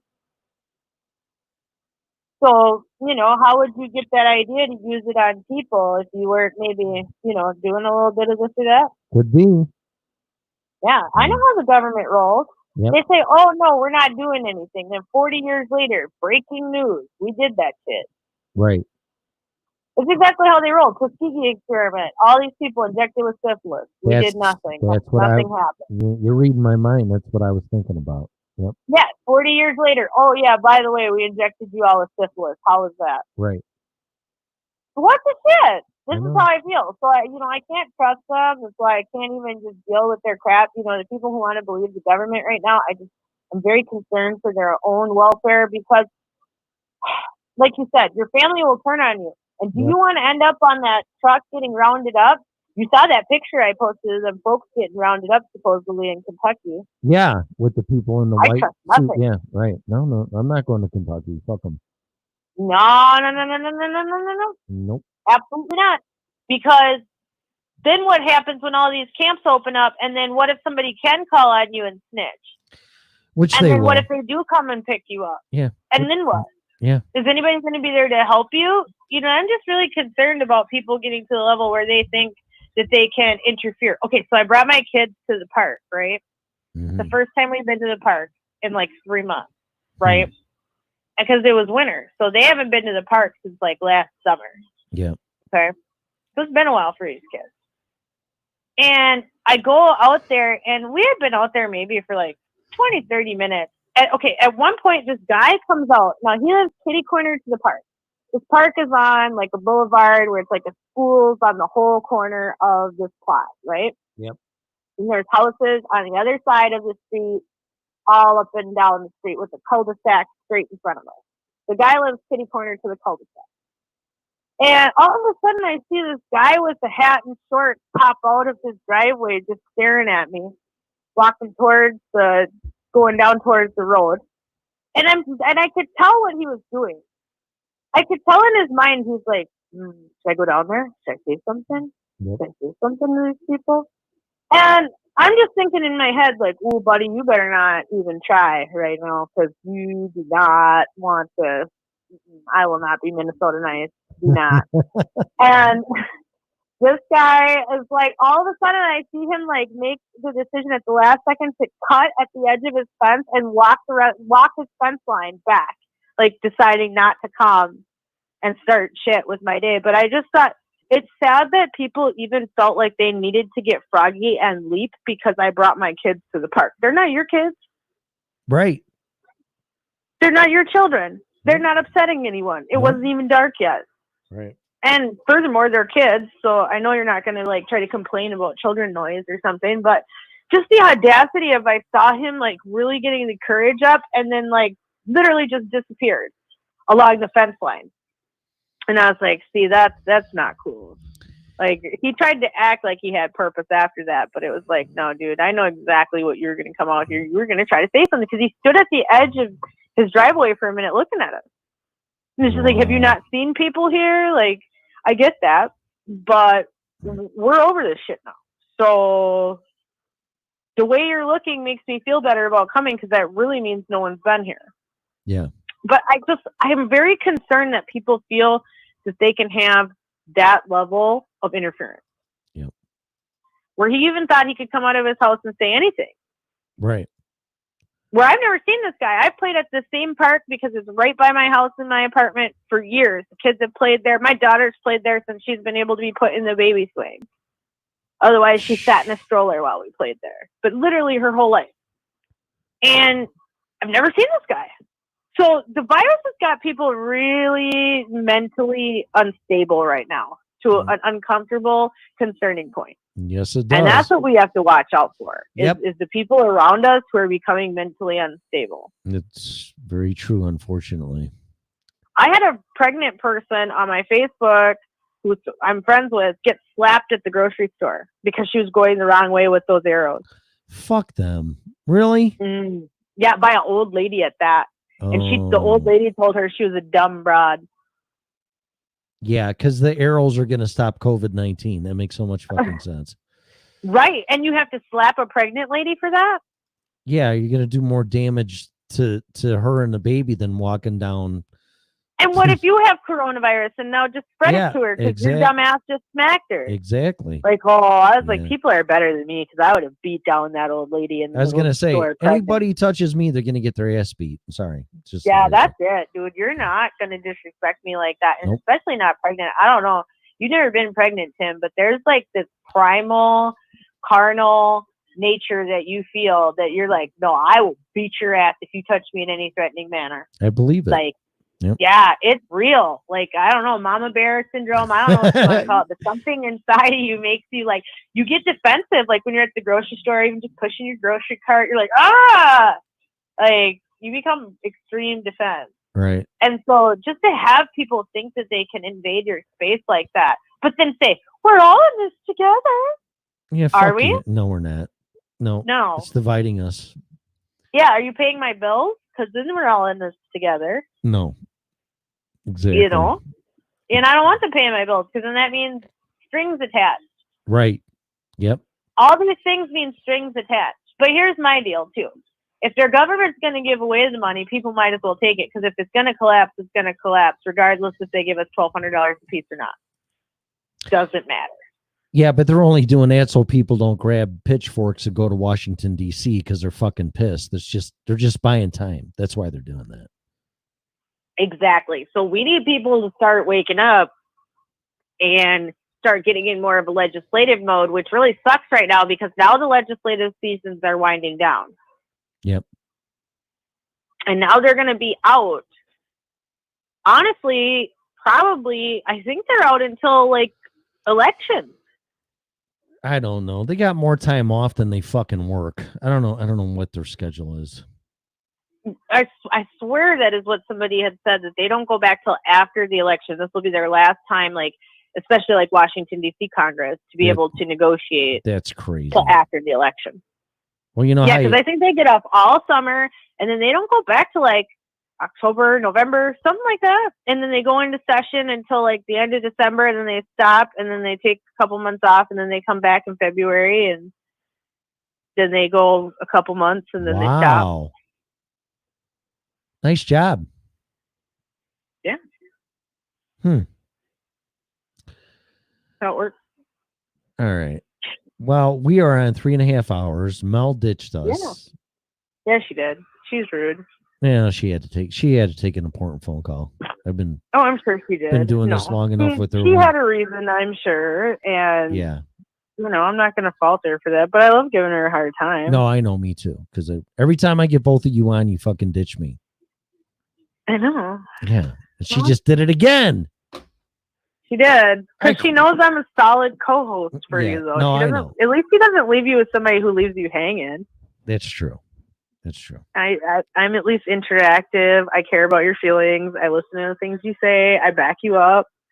You know, all good qualities, right? Yes, it is. That's all what it's about. Well, speaking of that, you want to be my new co-host? Sure. We just checked off Mel, everyone. New announcement. The new original Red Pill show with Tim and Scarlett. Yeah. Oh my God, she'll be so fucking pissed off. It was fucking hilarious. She's gonna laugh so hard. Yeah, right. It's like, fine. I will go back to living my best life. There you go. Mel, you ditched me. That's what Mel would say too. She'd be like, no, I'm fine. Take that. Yeah. I better shut up before I get stuck. No, I know. Live with Scarlett every night. You're welcome. You're welcome anytime. You know that. Oh, I know. Absolutely. And we're gonna start trying to make things a little bit more interactive and fun and bring a little bit more learning and knowledge and community, and we're gonna teach you guys how to use the social networks. And yeah, we gotta push that big time. Gotta push it. Big time. Yeah, because you know what? Facebook is not where it's at anymore. We need something else. Yeah. We need groups that we can, talk in without being afraid. Yep. Yeah, look at that. Bonnie said she will drop kick your ass. Yeah, I know when to back off with Scarlett. Trust me. Yeah. He does. Been around women long enough. I've been around black people enough. I know there's certain keywords and behavior that, like, okay, Tim, you better back off. Okay, yeah, no, she would. She did the other night. We were fucking around, and I said, "Okay, you win." I mean, I know where the limits and boundaries are, but it's all in fun, though. It's Oh yeah. yeah. Oh yeah. We give each other a hard time though. That's for sure. Oh, We do. absolutely, absolutely. But, We have to though. It gets each other on your toes, and it shows people you care. Just in my world. well, I like to keep my circle small because that way I can watch what's going on. yep. I've been burnt a lot in life, and it sucks. You have It no sucks. idea. It's not going to stop me from trusting people or letting them in. It just might take you a little longer to get to the inner circle. That's all. Exactly.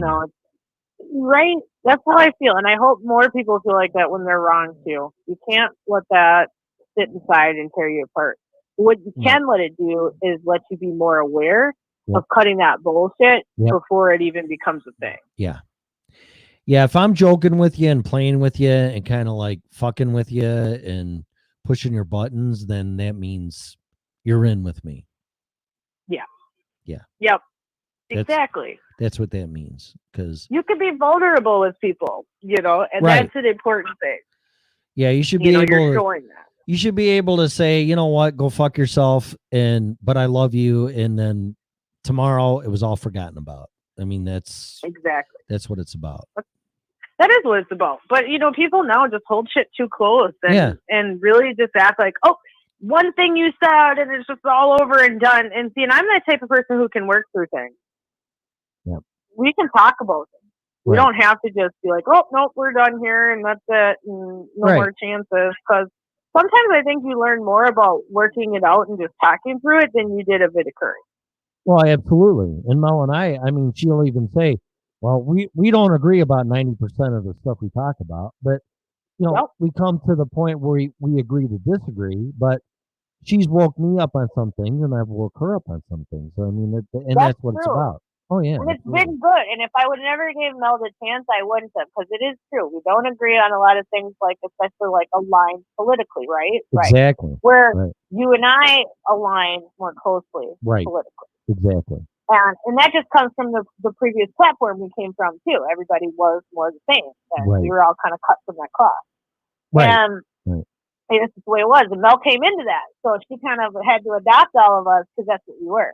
Right. But I do appreciate her ability when we are even just talking privately about things, her ability to have decorum, but also she holds her position well.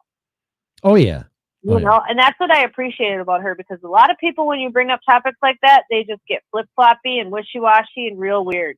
Yeah, and they shut down, but she doesn't shut down. She doesn't shut down. Where Mel doesn't shut down, she will talk to you about how Right. it feels Yeah. and what it's about. And it has helped me learn. Yeah. And it has opened me up to want to talk to more people about it, because I do realize that people can be more open, right? Right. I think we both have learned that lesson for sure with Mel. And I think it's a good thing. Yeah, because most people don't have a person like that necessarily. You guys need to get you a Mel who you can Yeah, you talk do. to. And that's why Yeah. that's why I asked her to be my co-host, because I just kind of sensed that it would have worked out, because I don't want a co-host that's going to agree with me and and I agree, and what kind of fucking and just like grease your ass with it. Yeah, Yeah. no, that's not fun. what kind of fucking fun is that? I want somebody that's going to be contrarian or a different way of thinking, or coming from somewhere that I didn't even possibly think of. And she's done that for me, and I've done that for her too. I mean, she totally changed my perspective. Not what I still think about immigration, but I understand the situation way better because she told me some things I had no knowledge of. Right. And I'm like, and that you just didn't conceptualize. Then you're Right. like, well, shit. All right. Right. This makes more sense to how the other side gets there. You know, it's Yeah. not always black and white. no. And it's not always how the pundits say it is either. You No. know, pundits make talking points just like we do. Right. You know, so I think when you got to go through the deeper layers of shit to actually find out. And hearing from somebody else who doesn't carry the same thoughts and the same ideals 100% allows to illuminate that. Because then you can check from what you do know and say, well, what things can I see actually being true? You know, if you're hard-headed, nothing will change for you. But if you're open-minded, you can start to pull some of these things in that you would have never considered. Well, she woke me up on immigration, and it didn't totally change my conclusion on it. But I was starting to bang. I said, I don't care if you're gay, but transgenders I don't get. And then she was starting getting defensive. And I was like, you know what? Those people are fucked up. They got psychological problems and blah, blah, blah, blah. So she started getting defensive and backing off. And I said, you really want to know what I think about transgenders and why they are why they are? And she goes, well, yeah, because she was getting really fucking pissed. Right. And I said, here's what I think. I go, do you believe in reincarnation? And she goes, yes. Right. And I said, okay, the reason why transgenders are confused with their sexuality is because before they came into this world, the world before, they were a male. So when they come back as a female, they're all fucked up because they're attracted to females because they were a male. And she goes, oh my God. She goes, that makes total sense. And I go, yeah. Right. So they're not fucked up by choice. They're fucked up because of their previous life where they had all the desires and compulsions to. Yeah. The energy just bleeds through into this lifetime. Because that's ingrained into your soul, not your physicality. Yep. And she goes, oh my God. And I go, yeah. I go, and that's why people are gay or transgenders or whatever. And it's just more open now because we can talk about it and it's accepted. And that's great. But people don't understand.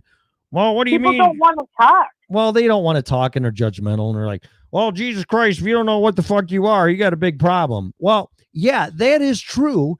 But to shun them because that's the way they are because they're confused. There's a reason why they're confused. And the reason why they're confused is because in a past life, they were a different sex. Right. So how can you fucking, why, Scarlett, why can people come out of the womb and some of them are talking fucking Chinese and they're born in America? Or why can some people sit in front of a piano and play like Mozart and never had a fucking lesson in their life? Because that is their genetic encoding from being in a past life where they could do that. Correct. And all that shit comes from the Ruth Montgomery books. Right. Makes total sense to me in every which way, no matter how you analyze it. Because you ever read Sylvia Browne, like The Other Side Effect or Exploited Levels of Creation? Or... Yeah, I'm familiar with her, and there's another guy, Greg Braden. I liked his books too. Okay. Yeah. Yeah. Very fascinating. Those are good. Yeah, and it does explain a lot of concepts that I think once you get them in your mind and then you expand on them, they do bring you to places of discovery and places of enlightenment and just synchronicity. Because then things start, you start heeding the call of the universe, so to speak. Right. You've tapped into universal code. Yep. But important things. Yeah, it's all fascinating, and the things that we don't even know or even try to accept or comprehend or understand, that's where our boundaries as humans is limited. We have to go what if or why not or why not. And when you open yourself up to that realm, then all those answers are there waiting for you. They are. And sometimes you just have to ask, like, why do you think like that? So many people sit in their homes or on Facebook. Why do they think like that? Could you ask them? Right. Sometimes you get the answer and you're like, Yeah. You can understand them better. And then you get why they have that answer. Right. And then that helps you not judge the situation as much because you understand the context. Right. Nobody's a carbon copy of anybody else, and therefore we can't judge how they justify experiences always. Right. We can say, if I were them, this is what I would do. But as far as to say, oh, this person is dumb because of X, Y, Z or whatever, we can't really decide because we've never lived life in their shoes. Yeah, because you're not them. Exactly. No. Yeah, you can. You haven't had the same set of experiences or knowledge. You haven't had the same set of truth. It's hard to go there. It's like I always say, you can tell me how it is to be pregnant and I'll fucking never know. Or you can tell me how it is to be black and I'll never know. I could pretend I would know, but there's just no Right. way I'm gonna know because I could never experience that. Right. Or if they like you telling me what it's like to be a man, I Right. can sympathize or empathize, but that doesn't mean that I actually know. No, you'll never know. You'll never know how it is to have a penis and whatever. You just Yeah, whatever all that's about. Yeah, right, and, like, exactly. body hair or whatever. Yeah, Yeah. Those things that we just can't conceptualize, and that's the hard part. Is in the human condition, we have to realize sometimes too we cannot fathom someone else's experience. So, is to judge it is to judge our own experience, Right. and it's hard to do that sometimes because you want to, but sometimes you have to step back and. But that's why I can also get along with people from all walks of life because I try not to judge that side of them. And that way people want to interact with me because I have no judgment for them. Right. They come to me, they ask me things, I come with open arms. And I mean, I'm usually honestly brutal about it, but that's why people come to me. Right. Because I am that brutal person. I am that person that will tell them straight up and how it is and be brutally honest. Well, and not hold shit. That's a very I can't. That's a very rare trait that you have. Yeah. Well, and because I get tired of the mold, so if people don't want to hear it, then they usually run away. So it's good for me, and I don't have to deal with it. Exactly. So the people who are around me are used to getting that sharp bluntness all the time, and so I appreciate them for that because it helps me, and it also helps them. But there are some times where I need sometimes just a little bit more sympathy for things, and I don't have it. Right. But I need to find a way to get it. I think it just helps everybody around you when you're just more understanding. Well, when you and I first spoke on the phone and you were starting to snap, I'm like, "Are you black?" Remember that? Yeah. Yeah. I do remember that. Yeah, and I'm And I like, was like, okay. Yeah? Yeah. Like, I could tell. yeah, because it was just one of those. But then I was like, okay, all right, I see. But at the same time, too, I can understand why. Yeah. You got to understand people. You got to understand how they work, how they tick. Yeah. Yeah. It just helps you get through that situation more. But people are too afraid to ask these questions. No, I knew it right away. I could, all of us. Black isn't a color; it's an attitude. I mean, it's a color too, but it's an attitude. It's like you're not going to take any shit, And then when that starts coming out, that's why I keep warning Dwayne. I go, man, you do not want a can of whoop ass coming at you from Scarlett because you're just going to be like, you're going to be pounded into submission. Don't fucking piss her off. So, because that's what's going to happen. And I know you would. I'm cool till the point I am no longer cool, and then I ain't cool no more. That's it. You're gonna lose your shit. You're gonna lose your shit and snap. And that's a lot of people can't do that because, well, I don't want to hurt their feelings and I value their friendship and blah blah blah. Fuck that. Damn them feelings. Right. As my dad would say, "Damn them feelings." Yep. No. Yeah. No. Absolutely not. I don't have time to sugarcoat and bullshit because I did for so many years. Though I think the difference is even though I do have a little bit more of an attitude, I think if I wouldn't have dealt with bullshit for so many years and tolerated it in my space, now I can stand in my truth where I'm like, you do not tolerate any bullshit in your life. Do not allow these people to get to you. Absolutely not. No, don't let people blow smoke up your ass because it's not good. No, it just sets you up for failure. Yep. Dwayne was a little bit upset about the trolls the other night, or Elon Musk. He's real like, I don't look like Elon Musk, and he's letting it get to him, and it's like, but that's what they want. Right. That's exactly what they want. They're getting your goat, and they're pushing your buttons to that level where you will respond. That's right. So it's all about that perfect balance of, well, push me until. Right. So that's what we're all learning right now is just where is the push me until. Right. But I think more people should be angry right now than are angry.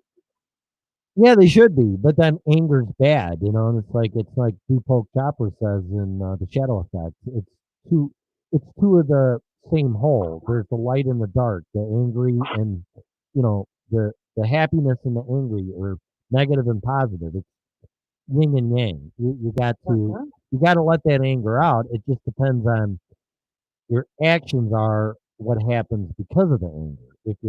If your actions are negative from your anger, then you have a problem. But yeah, anger is perfectly normal for me.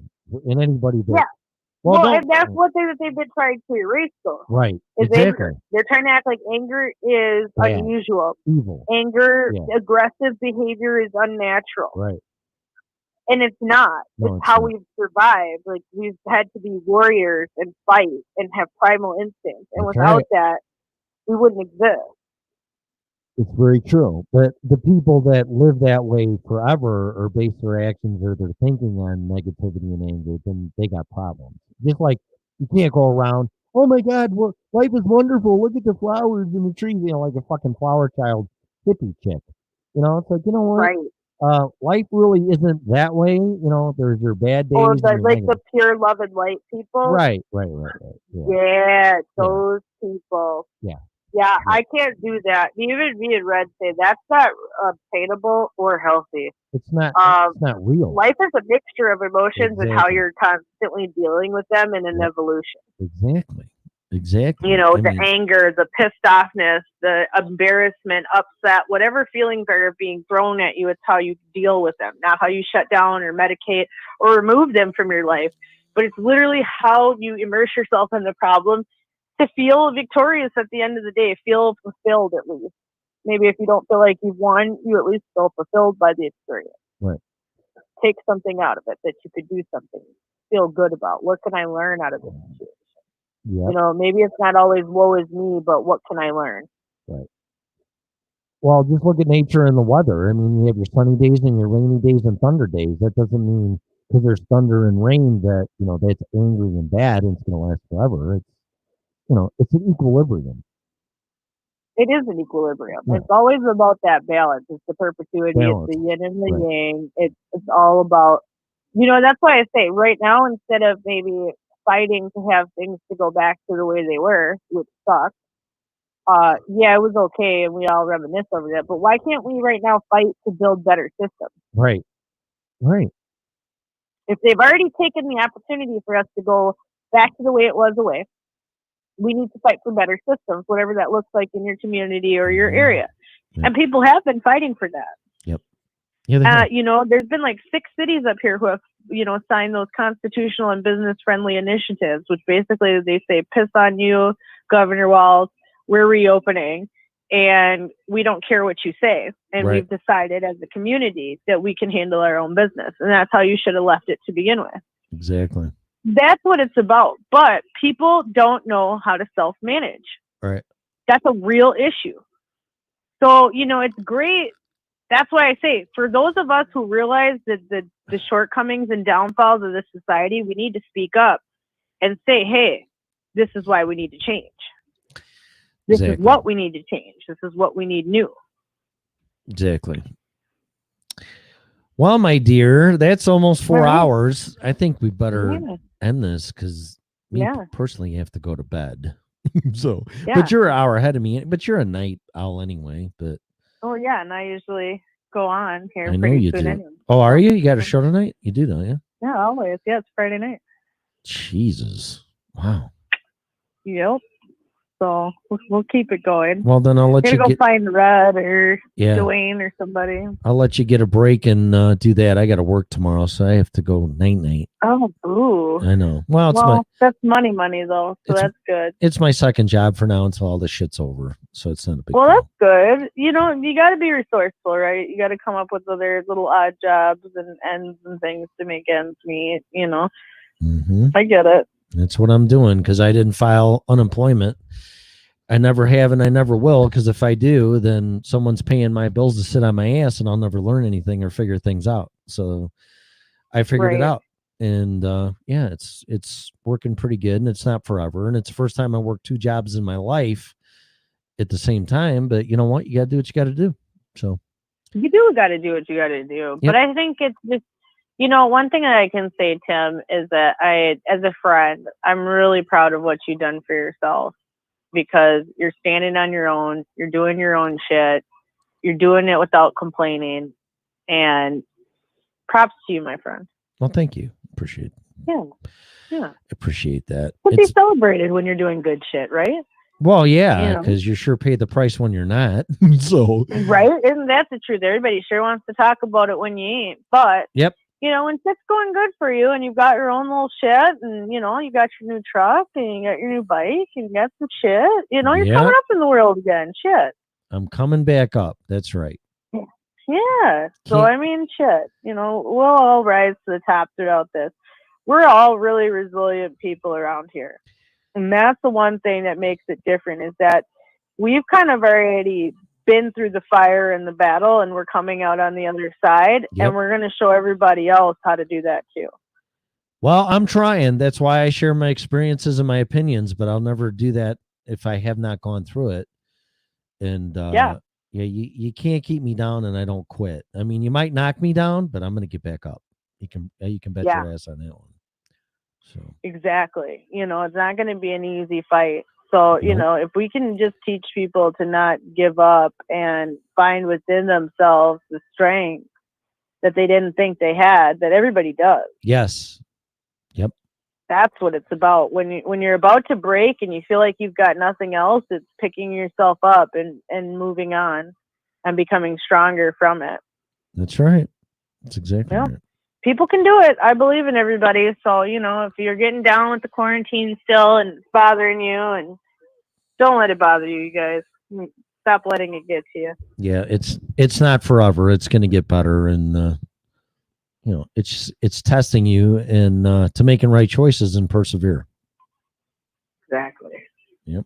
So, all right. Well, thank you very much, and you too. And thanks for letting me be a part of this network. I really appreciate it and the opportunity. And you know, We love you here, so why wouldn't we? Yeah, I appreciate that. And I love all you guys too. Thank you. Yeah, you're the one of the first people I thought of when we started the network. I was like, oh yeah, you'd be good. Come with us. Wow. Join us. Really? Hmm. You were, yeah. Hmm. Yeah, you didn't know that. No, I didn't know that. Hmm. Well, I thought you knew. And then you're like, I'll watch, and I'll just watch. And I was like, okay. And I just left the space open. You know, that's what I'm all about. I keep the space open for people. Right. Hold the space. And Yep. you were like, you know what, I'm ready. And I was like, well, shit, let's go. Yep. Let's do it. Let's do this. Yeah. So that's how I am. You know, I just think, you know, people will find their way eventually, and hopefully we can find ways to do that together. You know, that's all what it's about. If one thing I would like to look at this many years from now, knowing that we had groups of people that really decided to bond together to make something bigger than themselves. You know, that's funny you say that, and I'll end it on this. But the last thing I want to hear from my granddaughter, if she even seeks me out when she's 18, if she asked me the question, "Why didn't you do anything about this when it was happening?" I couldn't answer that. I would be just so humiliated and go, I don't even know how to answer that. The way I would answer it is, I did everything I could, and that's what I'm doing. Yep. Because that would just Yep. break my heart. Why didn't you do anything? Because I was a coward and I was afraid and I didn't want to be persecuted or, you know, arrested or, God forbid, you know, executed or whatever. You go, no, I did what I could do, and that's what I'm doing, and that's what all this is about. Because that's the big reason why I do this. Is if she ever asked me that question, I did everything I could, and I can live with that. I can live with that. Yep. So as long as at the end of the day you feel good when you lay your head down about the efforts you took. Yep. You know, and real true efforts, not bullshit half-ass. Real effort. Yeah. No. I feel good about that. Every American should feel good about that. Even if we don't get everything or quote unquote win in the end. Right. As long as we tried our hardest, Mhm. we can't beat ourselves up for that. No, and I won't. I mean, compliance is not doing something. Compliance is compliance. That's not. That's acquiescing, whatever we call it. You know, it's going with the flow. We're doing. Acquiescing. Yes. Yeah. No. No. You're not doing that. Nope. I'm not doing that. Join everybody. Just join us on the ride. Yep. So you know, we're gonna be here for a while. We're gonna keep doing this, and hopefully we create something bigger and better out of it that other people want to be a part of. That's right. All right. Well, so tell people when you're going to be on tonight, and I'm going to let you go, and I'm going to close the show, and that'll be at 4 hours. Yeah, and well, then I'll probably be on. I was thinking, give me a few minutes, and I'll be right back on. Get a snack break from the drink. Yeah, Be right back damn. on. Yeah, geez, you're going to put in a 6, 7, 8 hour day show. That's crazy. Between this one and that No, one. it's usually that's how preparedness week's gonna be. So I got to get my training in because preparedness week's gonna be a big week of interviews. Every day is gonna be something else. So everybody definitely tune in and get ready and get your thinking caps on. And Bonnie's gonna come on and help us with a few topics. Perfect. Huh? Yeah. Great. What it's all about. Who knows? She It might is get what her, it's all about. she might get her own show someday. That's I used to be a Bonnie in the chat room at Freedom Mars Radio, and look at now. Right. Were you really? Oh yeah, Wow, yeah. you're- Proof said, "Hey, you want to do your own show?" And I'm like, oh, I don't fucking. Okay.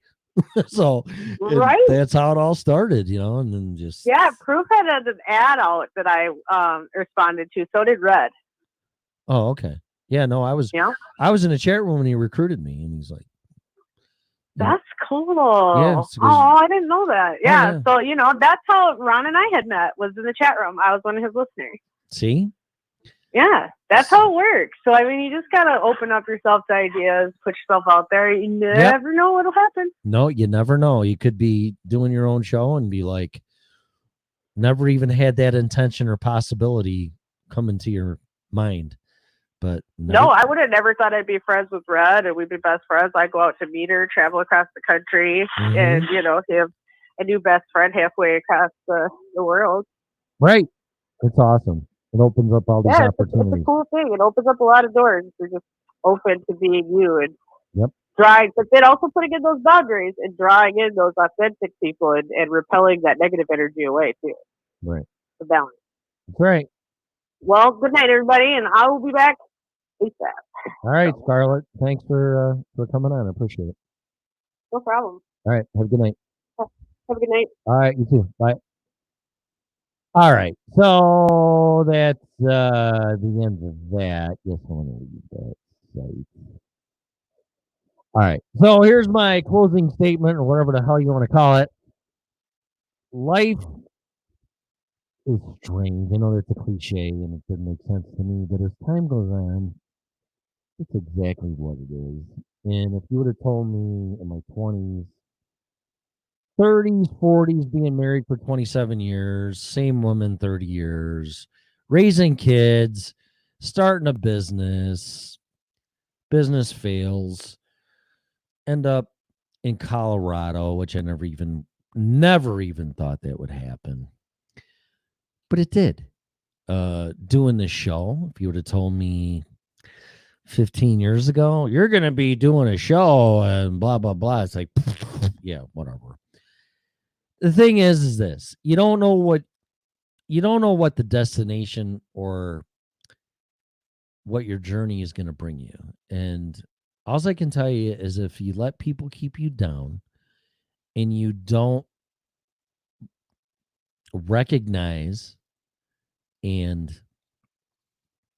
take a chance and don't go with the flow, and you let people keep you down or keep you bound because they need you more than you need them, and you don't listen to the universe or to God or whatever it is, or vibrations, you're not ever going to obtain your lessons and experience your journey. Don't let people keep you down. Don't let family keep you down. Don't let people manipulate you. Because most people, that's exactly what's happening to them right now. In an analogy of what's happened to me in my life with sociopaths and people using me and fear and victim, the same tactics are being done by people that are in power, and they're trying to scare you and keep you down and intimidate you and make you do things that they want you to do. I'd be very cautious in that. Try to see the forest through the trees. Try to listen to people. Come up with your own assessment of the situation and make your own decisions. But if you're just going to be compliant and do things based out of fear, because the people that are in power need us more than we need them. And that's what scares the hell out of them. Same in your personal life. Break free, figure it out, be your own person, and have some critical thinking, and find people, or people will come to you by attraction that think the same way you do. But it's a lonely journey. It's a hard journey. It's a road less traveled. But I can tell you this, it's definitely worth it, and I wouldn't change a thing. I appreciate all of you. I love all of you, and I thank you, and I consider you family. And if I can help you find your way in your path, I am here. And that's all I'm going to tell you. Thank you for listening. Have a great night, and I'll see you Monday. Thank you for listening to the original Red Pill Show.